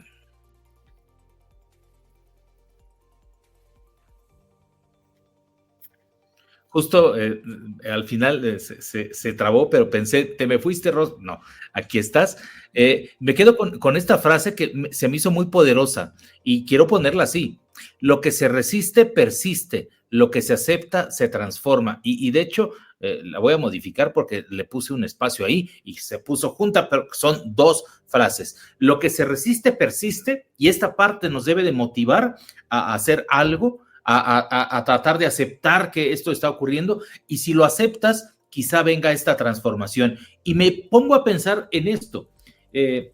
Tú bien sabes, Ros, por nuestra cultura, los latinos, los hispanos, los que hablamos castellano, tenemos en la comida algo más que una celebración de vida. Es toda una ceremonia, es una fiesta en la que compartir va más allá de prestarle el plato a alguien más o pasarle la cuchara, ¿no? Es, digamos, un evento cultural básico, muy importante para nuestra población. Entonces, me imagino esas comidas, como bien lo dices, en un restaurante con cierto temor. Esa parte ya se la llevó, digamos, el tren, volteando para un lado, que si llegó una camioneta, que si uno con gorra, que si trae chaleco, que si ya 1000 cosas ahí de terror.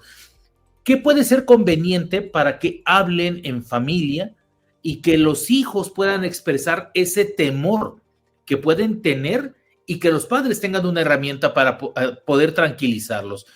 Yo sé que parte de hablar, lo hemos dicho de una forma superficial, con cierto interés en hablar del tema, en saber cuál es el plan, pero quizá alguna sugerencia inmediata que puedan decir, tranquilos, esto, pues si va a pasar, no sé, ¿qué decirles? Pues, primero que nada, tener ese espacio donde podamos hablar, un espacio que quizás ustedes pueden hacerlo como, bueno, esta tarde vamos a tener una cena y cero electrónicos, vamos a dejar afuera los electrónicos, vamos a enfocarnos en hablar de la situación que está pasando, porque mira, quieren o no, los niños ya saben lo que está pasando, ¿ok? Como hay tantos niños con acceso a internet, aunque no lo hables en casa, tu hijo lo va a escuchar, ya sea en las redes sociales o lo va a escuchar de sus compañeros de escuela. Entonces, los niños ya saben. Cuando yo les digo a mis clientes, ¿qué piensas acerca de lo que está pasando? De todas las edades, ellos ya saben. Ellos ya saben a los 7, a los 8, a los 9, a los 15, a los 16. Todos saben qué es lo que está pasando por diferentes medios, porque escucharon a un amigo, escucharon a un vecino, lo vieron en las redes sociales, lo vieron en un meme, por lo que sea. Entonces, hablar acerca de esto ayuda a ellos que tengan una tranquilidad, porque a ellos les da mucha ansiedad pensar que no hay una solución para esto, que la solución va a ser que más nunca voy a ver a mi papá o más nunca voy a ver a mi mamá. Entonces, cuando se le plantea en la mesa, y sobre todo a lo mejor se puede usar este ritual tan bonito de comer juntos, cuando se plantea en la mesa, en una cena familiar, esto es lo que va a pasar, este es el plan, si yo me tengo que ir, me voy a ir por un tiempo, después llegan ustedes, o vamos a buscar la manera de reunirnos de nuevo en otro país. O sea, que quizás la mayor parte de ese plan no se dé o no se haga, pero decirle esto a ellos, tenerle una respuesta, los tranquiliza muchísimo. Tenerle un plan de, ok, si esto llega a pasar, esto es lo que vamos a hacer. En el cerebro de ellos lo procesa como no hay peligro, porque tenemos que verlo de esta manera. En un cerebro de desarrollo, si algo muy malo se avecina y no hay una solución, vamos a decir que en la noticia dicen que va a venir un huracán. Bueno, va a venir un huracán que va a destruir todas las casas. Ahí ven cómo hacen. Obviamente ellos se van a paniquear, a aterrorizar, ¿verdad? Pero si le dicen, va a venir un huracán, pero enciérrense todos en casita, tapen bien las ventanas y el huracán va a pasar en 30 minutos, 40 minutos, esperemos que ya, y cuando toque tierra lo más probable es que va a desacelerar. Entonces eso se da una tranquilidad. Viene algo malo, pero también hay una solución. Entonces eso, así es como trabaja la mente de los niños. Viene algo malo, pero mi papá y mi mamá ya tienen una solución y esto les daría definitivamente una tranquilidad a ellos, sobre todo en su sistema nervioso.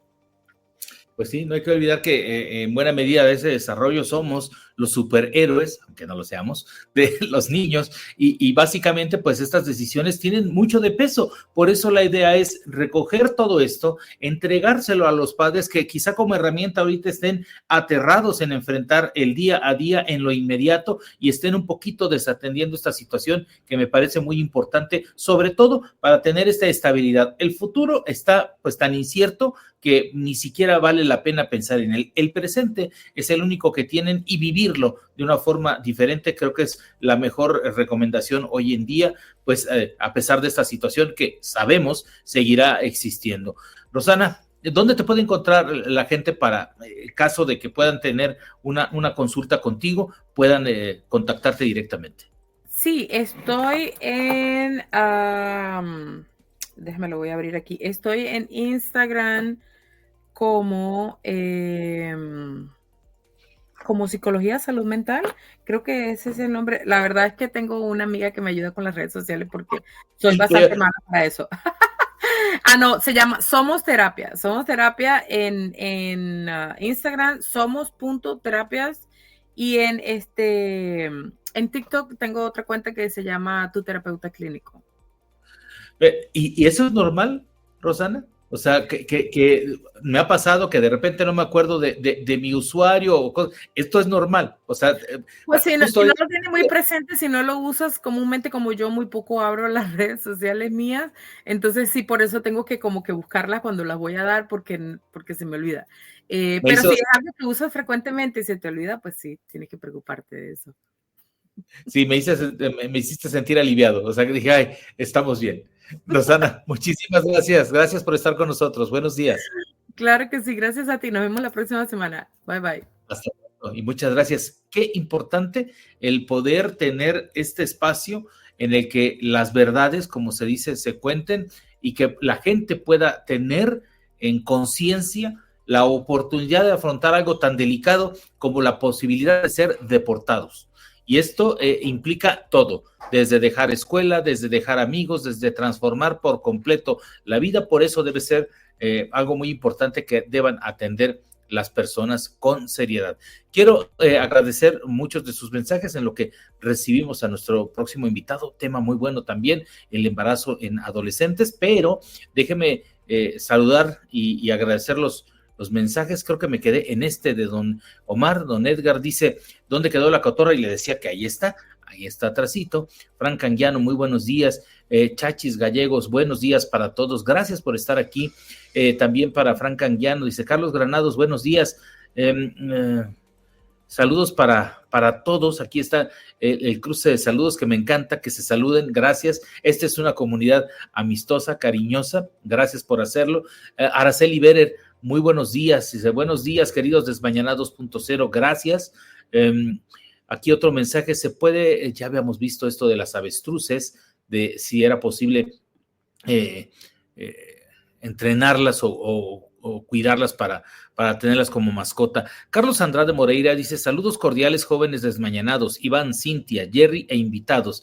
Bendiciones, del oso está llegando atrasado a la transmisión con la pequeña Saskia, Kaori y Keisha, sobrinitas del tío oso, y aquí comparte estas comunicaciones. Enseguida regreso con más saludos. Ahorita, gracias por estar aquí presentes, pero bueno, vamos a darle paso a este tema que, como les decía, es muy interesante. Ya veo aquí conectado a nuestro próximo invitado, obviamente es el doctor Alejandro Rosas, pero cuando hablamos, por ejemplo, él es coordinador de medicina del adolescente del Instituto Nacional de Perinatología. Cuando hablamos de mujeres, del embarazo, hablamos de ciertos riesgos y todo esto tiene una importancia, digamos, en lo físico. Para mí, digamos, parte de todo ello es atender en lo físico, lo inmediato, porque hay padecimientos, hay complicaciones que vienen a sumarse a una vida que podría ser complicada, pero cuando hablamos de adolescentes, la situación es, creo que, más complicada porque habla de trazar toda una vida. Entonces, para esto, le damos la bienvenida al doctor Alejandro Rosas. Muy buenos días, doctor. Hola, muy buenos días, saludos a tu auditorio. Gracias, muy amable.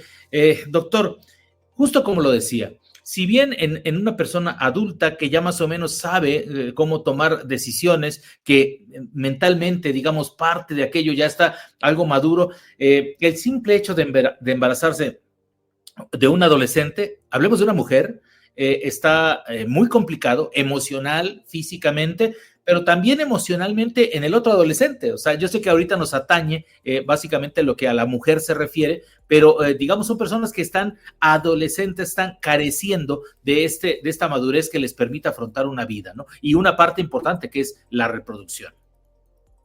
Sí, la realidad es que, bueno, el embarazo en adolescentes en nuestro país, pues lamentablemente es un problema de salud pública, tanto por todas las implicaciones que tiene desde el punto de vista económico en la atención a estas pacientes, como también desde el punto de vista reproductivo y obviamente desde el punto de vista de los riesgos que conlleva que una embarazada adolescente tenga un embarazo a esta edad tan temprana, ya que van a ser distintos los factores de riesgo y sobre todo también algunas de las comorbilidades que pueden llegar a tener y que ameritan justamente de una clínica especializada y de un seguimiento prenatal que es distinto a la de la paciente adulta. Pienso fundamental y trajo un tema básico, se me hizo sumamente importante iniciar con esto. El económico. Un adolescente no tiene la capacidad, digamos que para comprarse, salvo que trabajen, y en muchos casos no está permitido o no está tan aceptado, pero no tienen para comprarse ni zapatos.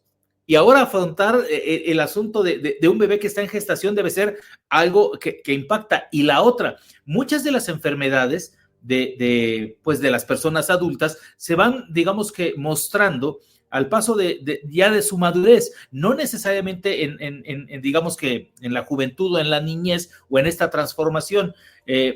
¿Cuál es el número, por ejemplo, de adolescentes que están cursando hoy en día, si se puede tener, o un porcentaje de un embarazo que ustedes puedan tener registro?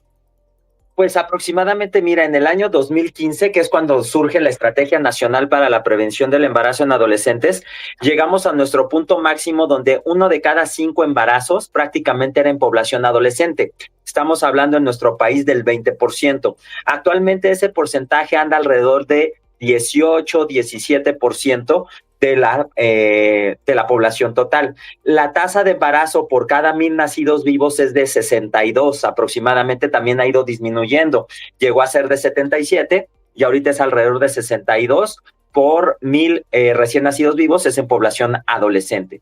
Desde el punto de vista económico que comentábamos, sí, una parte es lo que le cuesta al Estado y otra parte la parte que tiene que afrontar la adolescente, ¿no? De hecho, está considerado el embarazo en adolescentes como una situación que puede perpetuar situaciones de pobreza. ¿Por qué? Porque justamente lo que dices, ¿no? Si no trabajas y estudiabas, pues tienes que abandonar la escuela por cuidar a un bebé. Difícilmente en la actualidad, a pesar de este ambiente paternalista o maternalista de la población mexicana, donde, pues yo te voy a ayudar a cuidar a mi nieto, ¿no? Los papás de la adolescente embarazada, pues la realidad es que tienen que abandonar la escuela y entonces al abandonar la escuela pues tienen acceso a empleos pues peormente remunerados, ¿no? A no terminar como tal una carrera técnica, una licenciatura o una expectativa de vida independientemente de lo que ellas quisieran desde el punto de vista profesional, pues también desde el punto de vista social, ¿no? Porque entonces ya no puedo salir con mis amigos, ya no me puedo desarrollar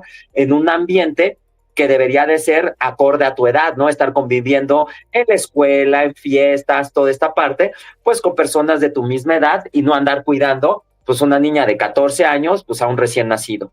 Entonces, estas situaciones que perpetúa la pobreza en la población justamente por esto acceso a empleos mal remunerados y luego la otra parte, lo que le cuesta al Estado esta atención, porque a final de cuentas, pues uno de los factores importantes en estas pacientes que pueden llegar a tener desarrollo de preeclampsia, de parto prematuro, y un parto prematuro, un bebé que nace antes del término del embarazo, que se considera a las 37 semanas o cercano ya a los 9 meses, pues mientras más prematuro sea, 26, 27 semanas, pues estamos hablando de que, por ejemplo, en un hospital privado, la atención de un recién nacido de aproximadamente 26, 27 semanas de aquí hasta que egresa, pues puede rondar hasta los 3, 4 millones de pesos. Entonces, imagínate eso, lo que le cuesta al Estado en los hospitales públicos, aquí en el Instituto Nacional de Perinatología, donde pues las pacientes no se les cobra justamente en la atención del control prenatal, ni tampoco si en la hospitalización, ni sus bebés pasan días, meses o semanas en una terapia intensiva. El panorama, si lo veíamos en el título, era atractivo para tener una conversación que le deje algo a la gente, pero las cifras de verdad que ponen a temblar a más de uno. Cuando hablamos del costo, el valor de la vida humana no puede ser considerado, porque por eso está toda la infraestructura. Ahí sí, ni cómo, se hace hasta lo imposible. como esos 3-4 millones que podrían costar en alguien que no aportó, digamos, lo mínimo indispensable en su protección. Hablemos incluso de un poquito antes de concebir a un bebé. Pudo haber existido alguna plática, algún consejo, algo de educación sexual que impidiera embarazarse. Es un problema real que existe el hecho de que ya las parejas, o al menos los adolescentes, los casi niños, estarían, en algunos casos, no es algo generalizado, pero estarían incursionando en actividad sexual y hacerlo sin protección. Esta es la consecuencia más dolorosa, porque estamos hablando de personas de 14, 12 años, que con una expectativa de vida actual, en los 70, dejémoslo ahí, están dejando más de la tercera parte de su vida atados a lo que significaría, digamos, cuidar o relacionarse con una familia, cuando la mejor parte de su vida, que es crecer y desarrollarse en libertad, con la juventud que implica tomar decisiones e ir aprendiendo, quedó completamente eliminada. Y eso emocionalmente también les pesa muchísimo.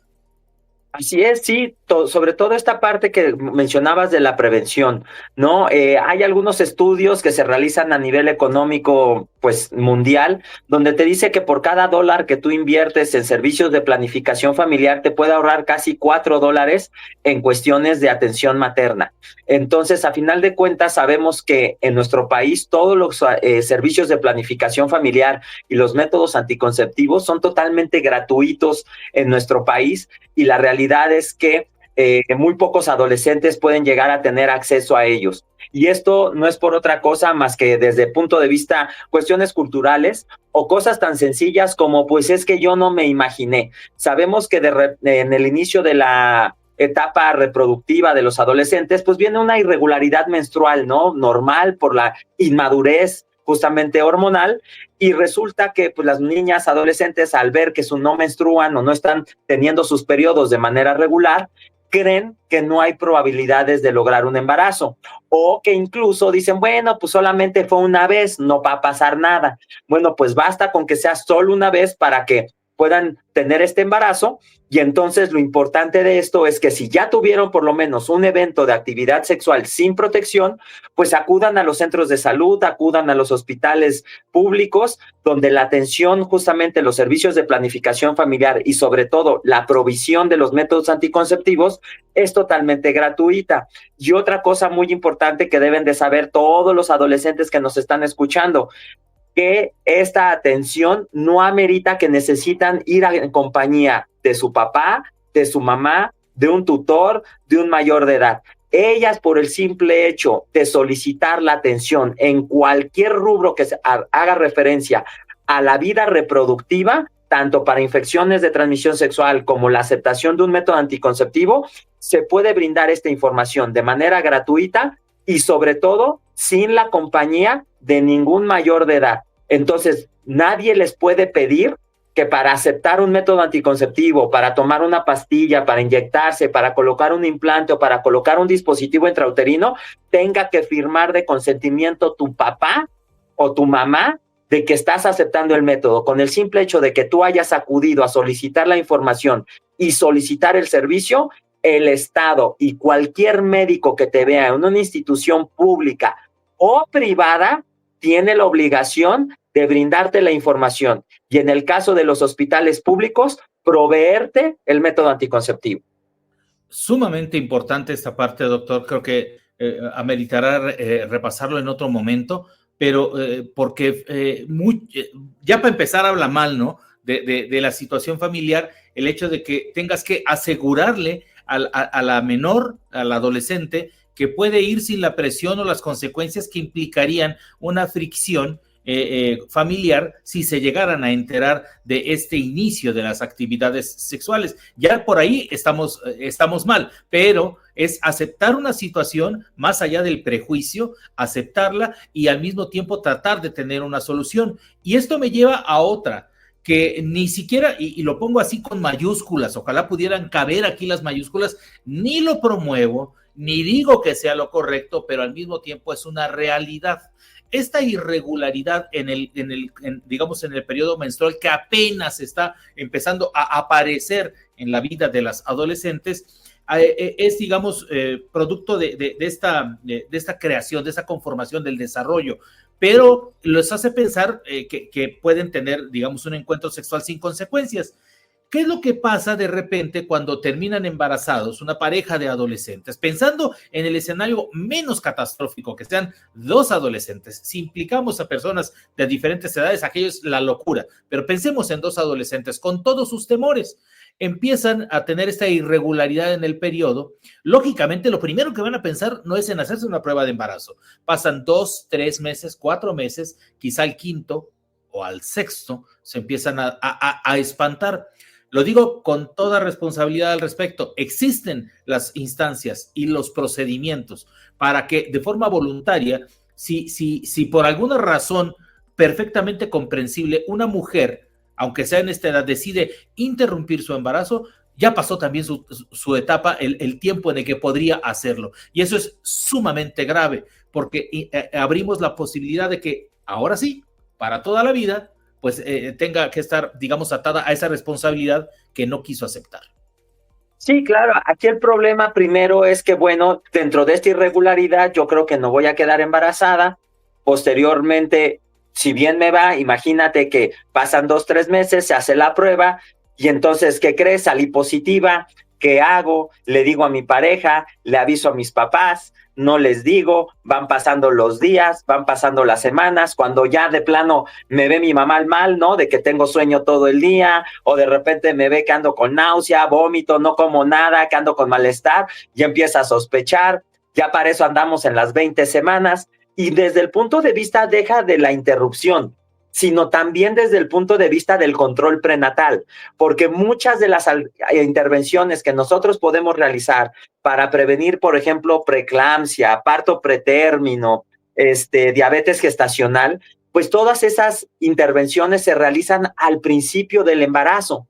Entonces, cuando tú ya llegas con un embarazo de 25, 26, 28 semanas, pues prácticamente ya, ¿qué puedes vigilar tú? Pues que estés tomando tus vitaminas, ver cómo está creciendo el bebé y pues que llegues al final, pero ya todo lo demás, las intervenciones, medicamentos, suplementos, los ultrasonidos que se hacen al principio del embarazo para ver si el bebé viene bien y que incluso pudiera ser también un motivo de interrupción si el bebé trajera algún tipo de alteración y que tú dijeras, ¿sabes qué? Pues yo sí quería tener un bebé, pero no quiero tenerlo porque traiga algún tipo de alteración que sea incompatible con la vida, pues muchas veces también este periodo ya se te pasó.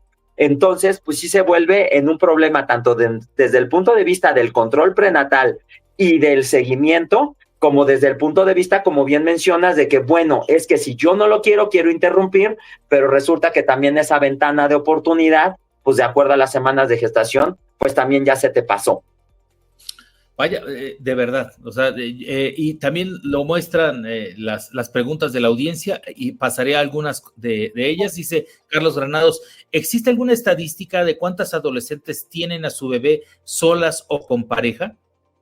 Aproximadamente, mira, no te puedo hablar así a nivel del país, pero aquí en el Instituto Nacional de Perinatología, aproximadamente del 80 al 85% las niñas son solteras, ¿no? Y solteras me refiero ni siquiera a unión libre, sino de que lamentablemente ya al novio ya lo escondió la familia, ya huyó, hubo la ruptura de la pareja, ya no nos llevamos, todo esto.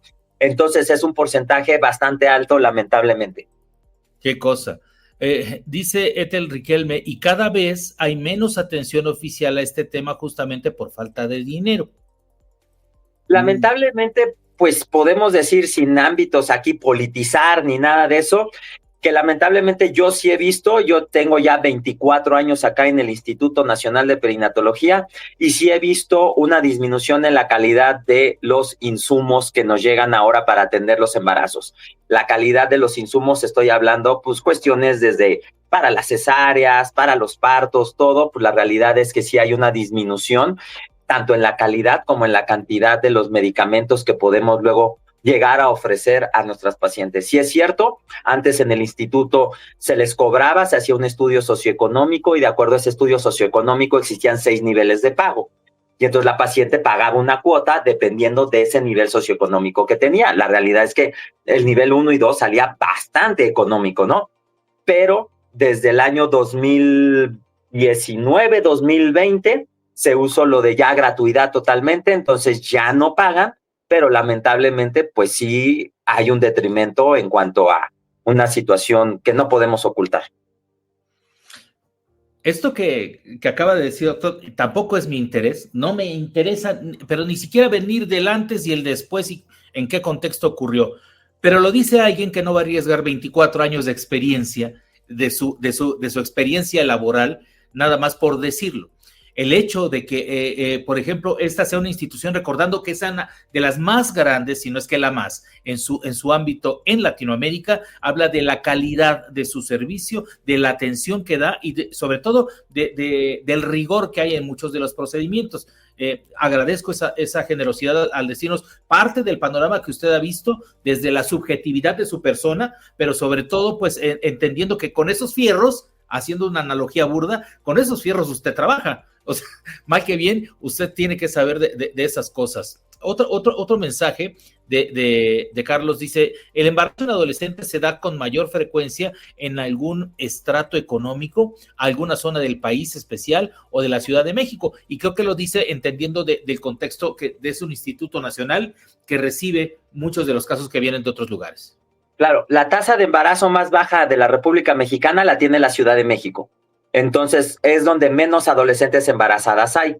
Los estados donde más embarazo en adolescentes hay, lamentablemente, corresponden a los estados que conocemos como de mayor rezago económico, como son los estados de Oaxaca, los estados de Chiapas, Guerrero, son los que cuentan con la mayor cantidad de embarazo en adolescentes. También recordar que en algunas poblaciones, pues es una cuestión cultural, ¿no? Lamentablemente, el embarazo en adolescentes o el matrimonio entre adolescentes, pues también es una práctica de algunas comunidades todavía de nuestro país y que bueno, pues eso conlleva a que se embaracen de manera más joven. Y luego también estas adolescentes en búsqueda también de ser escuchadas. Sabemos que mientras no formen una familia, no sean mamás, no formen parte de un núcleo familiar, pues también parecería que sus voces no son escuchadas. Entonces también en algunas poblaciones se convierte como en un proyecto de vida, formar una familia, tener hijos, para que obviamente ellas puedan tener voz, voto, representatividad en todas estas, pues, comunidades.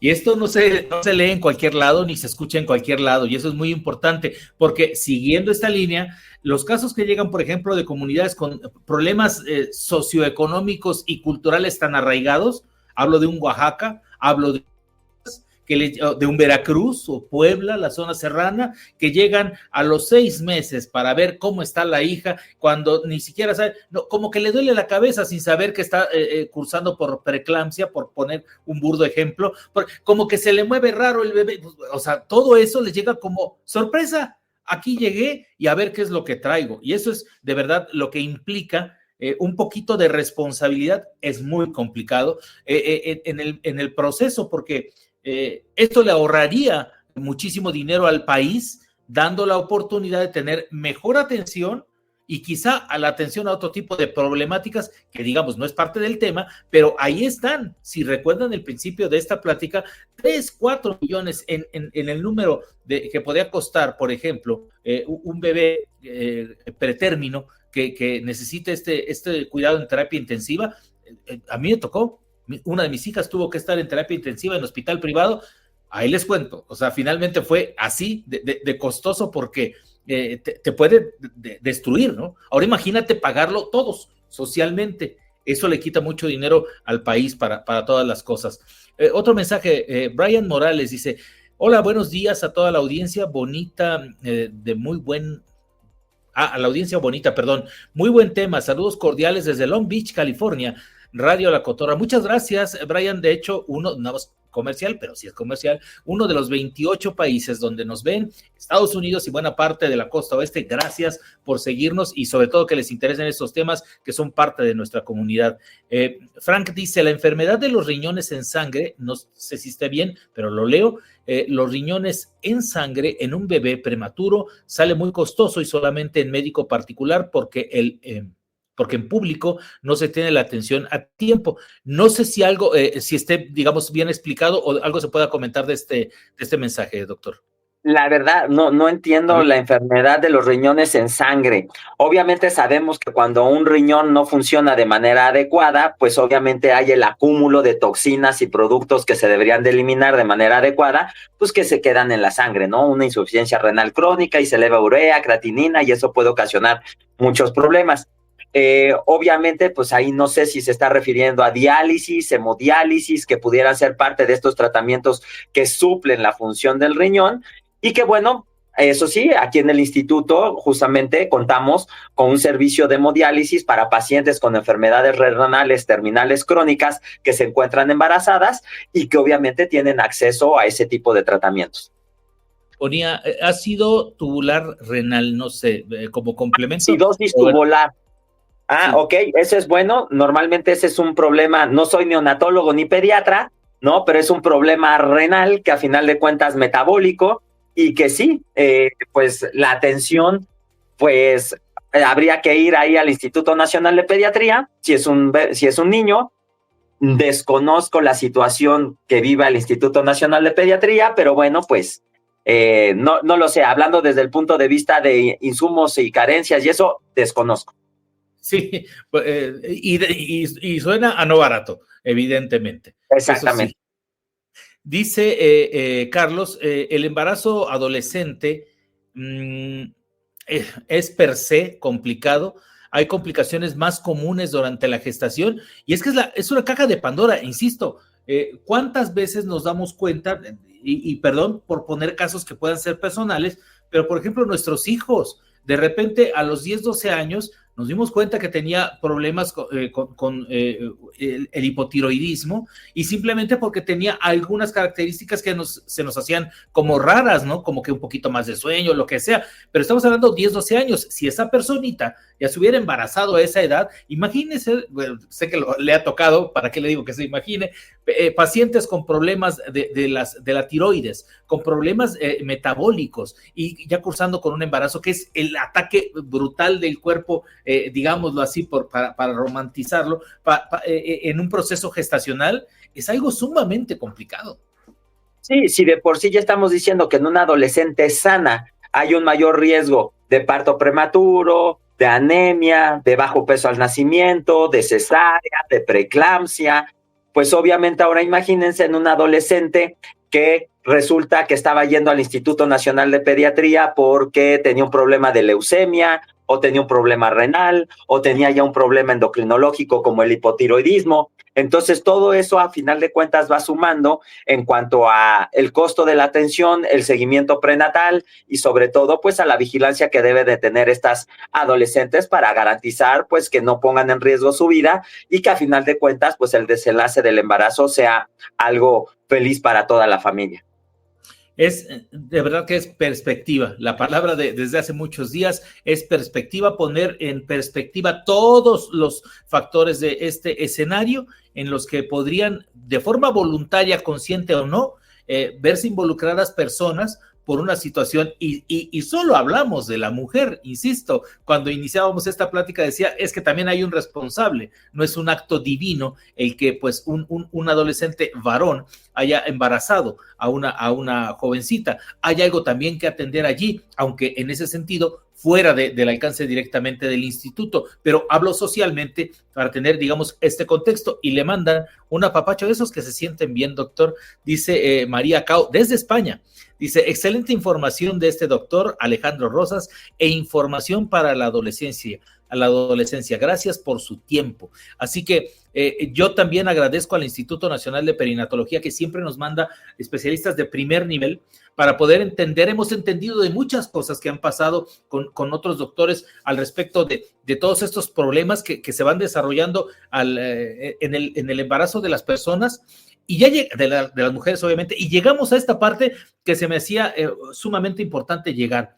¿Qué pasa con las personas que todavía no saben? Es más, hay gente que en su madurez, y lo hemos platicado con otros especialistas, sabemos de la importancia de hacerse pruebas prenatales para saber la compatibilidad de las personas que están conscientemente pensando en concebir, en crear una vida, pero también hay muchas cuestiones cromosómicas, genéticas y todo lo que tiene que ver con lo que cada cuerpo humano es, que podrían hacer compatible o no el desarrollo de una nueva vida. Esto de forma consciente. Si regresamos a que ya en la juventud o cierta madurez, los embarazos siempre, bueno, no siempre, terminan siendo resultado de una borrachera y un encuentro cariñoso, pues no hay ni siquiera la intención de comunicarse o de entender estos estudios. Ahora un adolescente que hace 2 semanas veía a Barney en la tele, o sea, es algo de verdad muy, muy complicado que podamos avanzar y abono a esto,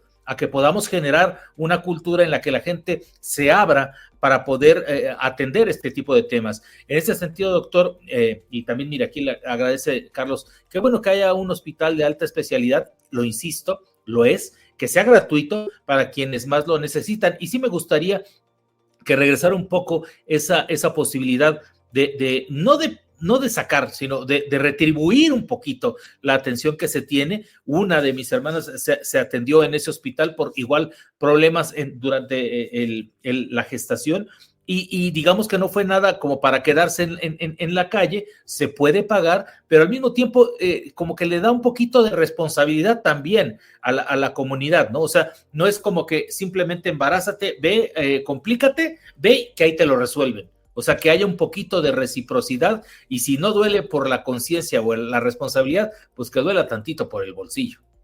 Sí, a lo mejor abrir como un buzón, ¿no? De donativos tal vez para las personas que quieran retribuir de alguna manera económicamente hablando, porque bueno, también tenemos un buzón donde pues nos dejan sugerencias, felicitaciones y en algunas ocasiones, ¿por qué no? Pues algún tipo de queja con respecto a la atención que se realizó dentro del instituto, ¿no? Pero bueno, esta atención que mencionabas de manera prenatal, pues si en las parejas, como tú bien dices, que están buscando un embarazo, ¿cuándo acuden con el doctor? Hasta que ya tienen la prueba positiva de embarazo o hasta que ya se hicieron un ultrasonido y ya sacan cita con nosotros de manera particular o de manera en el instituto, pues también. Entonces, la realidad es que cualquier pareja que esté buscando un embarazo, pues lo ideal es que sí se realice estudios antes de lograr el embarazo, pues para ver que no haya deficiencias nutricionales, para que no haya alteraciones metabólicas, alteraciones endocrinológicas que pudieran llevar a cabo pues un desenlace perinatal adverso, ¿no? Desde algo que dices, oye, yo me hice la prueba positiva de embarazo, ya me dio, voy a sacar cita y ni alcancé a llegar porque terminó en aborto. ¿Por qué perdí el embarazo? Y muchas veces, pues puede deberse a algún problema que ya existía previamente, desde una infección, por ejemplo, que no se diagnosticó y que pudo haber ocasionado eso. Entonces, si la población adulta que está buscando un embarazo llega hasta que ya está embarazada o cuando tiene problemas para lograr el embarazo, pues menos unos adolescentes van a llegar diciendo, oye, pues yo estoy buscando embarazarme, vengo a hacerme estudios para ver si estoy todo bien.